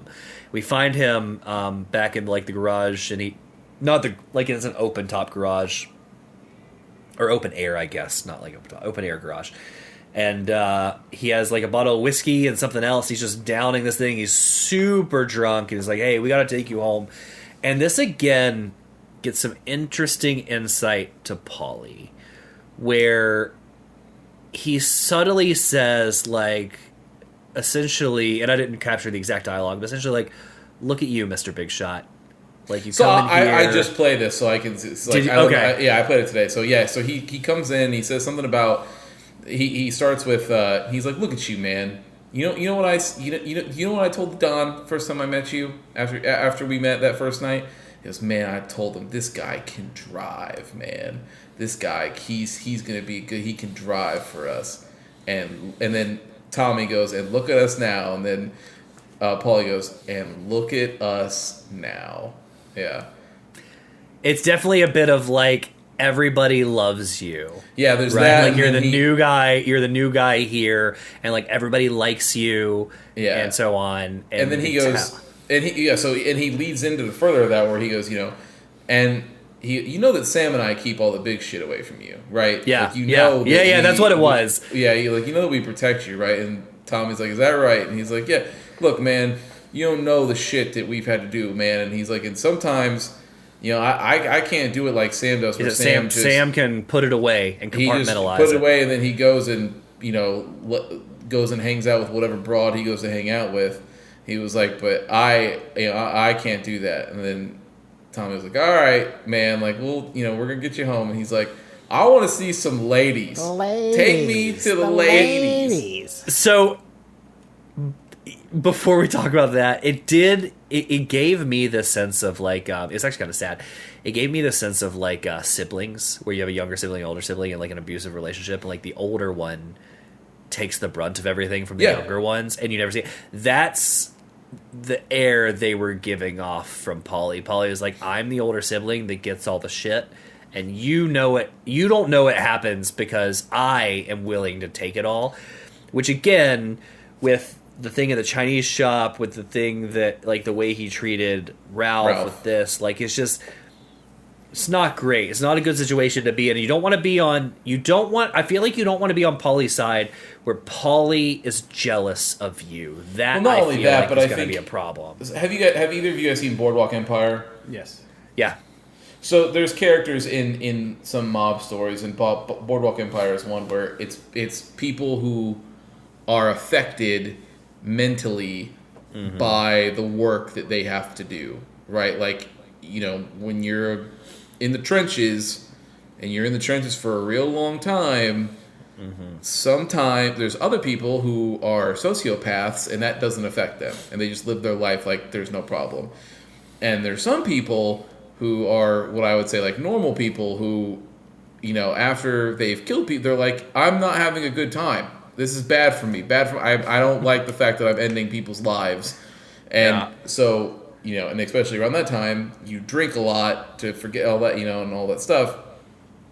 That's kind of, but so I agree with you in that's what the air, but the air always comes off as like that character of like, I'm angry, but like I'm not angry at you, but I'm angry. But I am, yeah. But I'm angry at the situation. Like I'm depressed and I don't feel good about things, and I'm mad because other people aren't like that right now, and you're the person that is currently the golden boy. Well, and that's the thing, right? Like, when he says, take me to the lady, he's like, I want to go to the brothel, essentially. Yeah. We're like, no, you need to go home, right? And that's what we do. We take him home, but, like, there's definitely that thing of, like, you're the golden boy. I want the attention. I want to be looked at as, like, needed and valued and so on. And he definitely doesn't have that. And we take him home. He's like, you're right, probably for the best, and he heads upstairs, and that's that. So, with that, what are your thoughts so far on our first part of this playthrough? It's good. So I definitely remember Mafia 2. Because I had a girlfriend at the time who was actually into the Mafia games. She's like a big Mafia person altogether. I think I remember going to see that Johnny Depp movie Public Enemy, I think it's what it's called. To where he plays like one of the famous like hit people or whatever, mob people.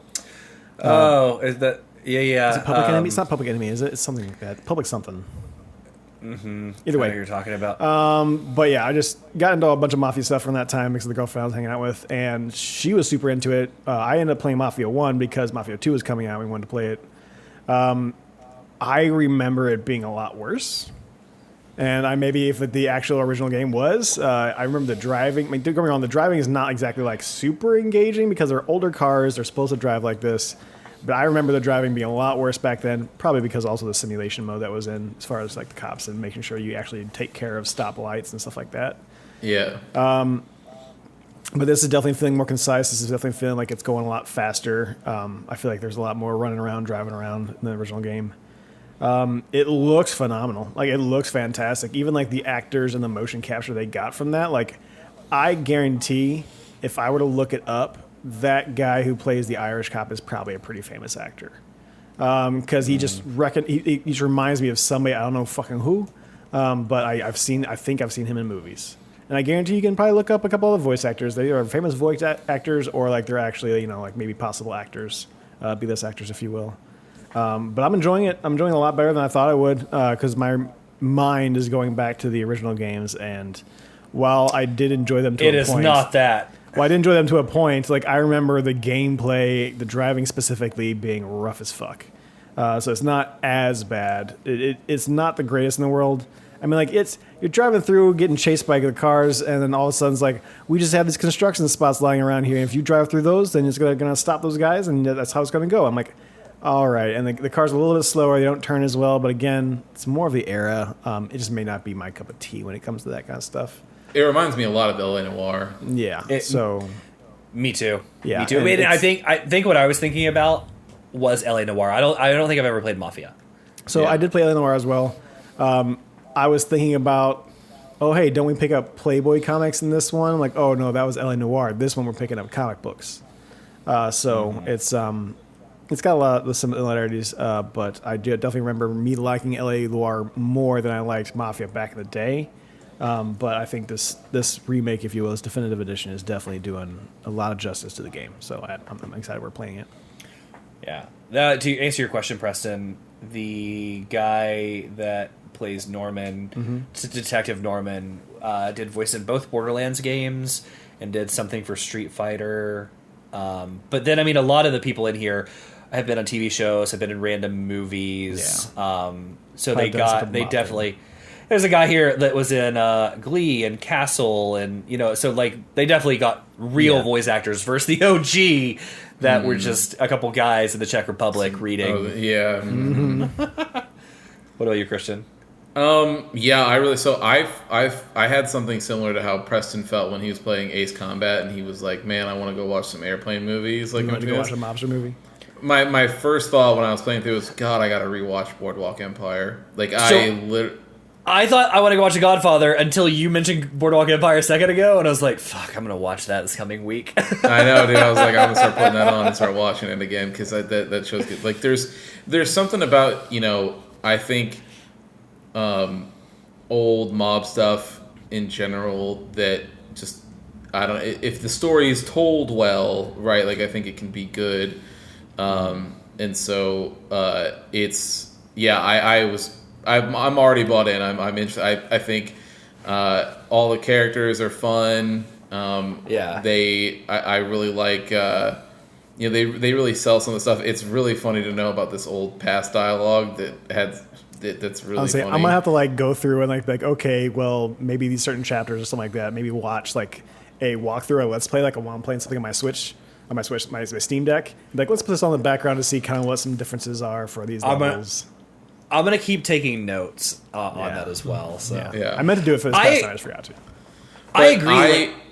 Sorry. No. I thought the gameplay is cool. Like it just reminds me of like your San Andreas sort of GTA LA Noire style thing. I just meant like the game, like the shooting and like the everything. Sure. Like it's very GTA. I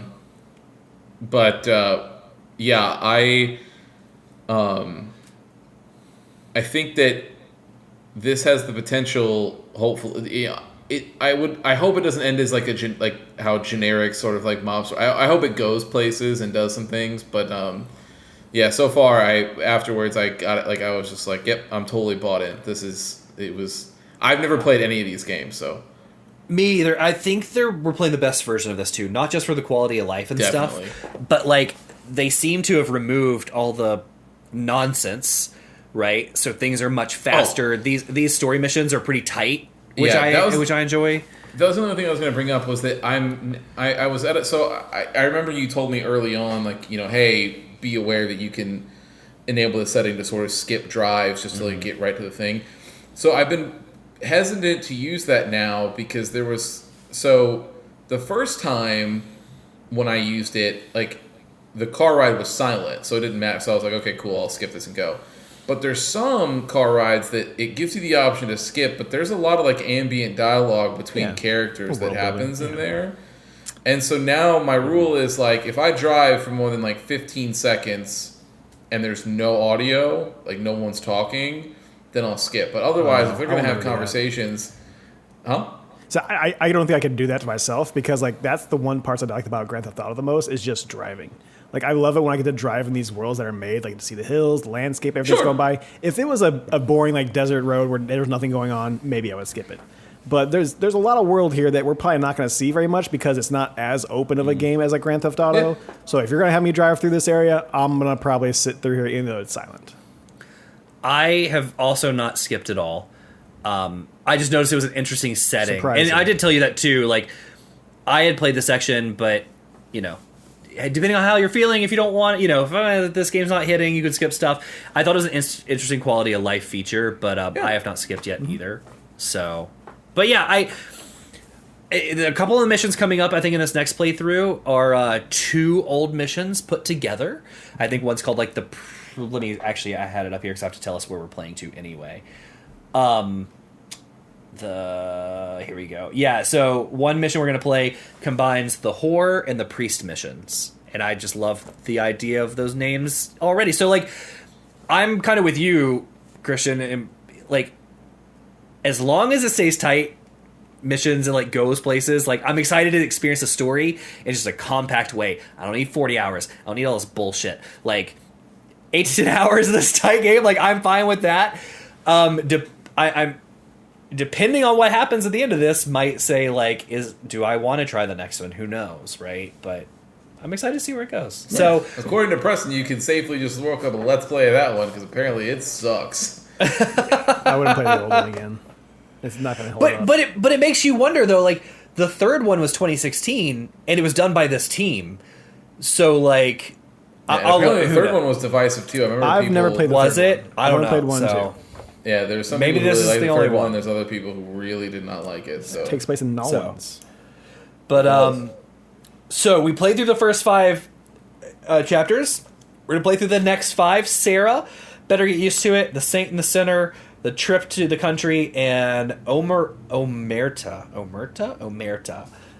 So essentially, you stop at Omerta. Once you finish that, the next mission will be called Visiting Rich People. If you see Visiting Rich People, you gone too far. Finish Omerta, you're good to go. How do you spell that? Omerta. Omerta. Omerta. Beef. So, that is it.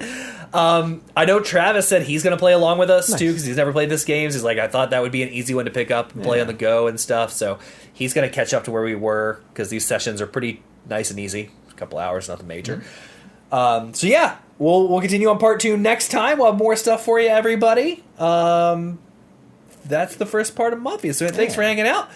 And we'll catch you next time, Preston. With that, you know what to do. Yeah. Oh, hey, real quick. Go back to Two Words Pod last week. Your boy guest starred on it because Jake was on vacation, so I went in there to hang out with Casey. We had a good time, talked a bunch of Star Wars, and talked about a little bit of video games here and there, but it was a good time. So go check out last week's episode. Hit it!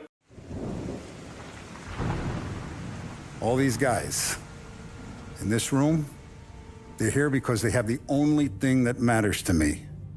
The only thing that should matter to any of us. You know what that is, Tommy? They're loyal.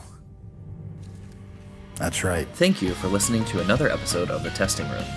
To catch up on past episodes or check out the newest ones when they drop, follow us on Apple Podcasts, Spotify, or wherever you get your favorite podcasts.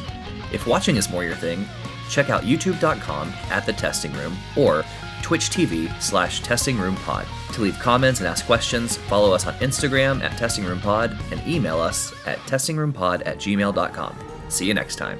Welcome to the family.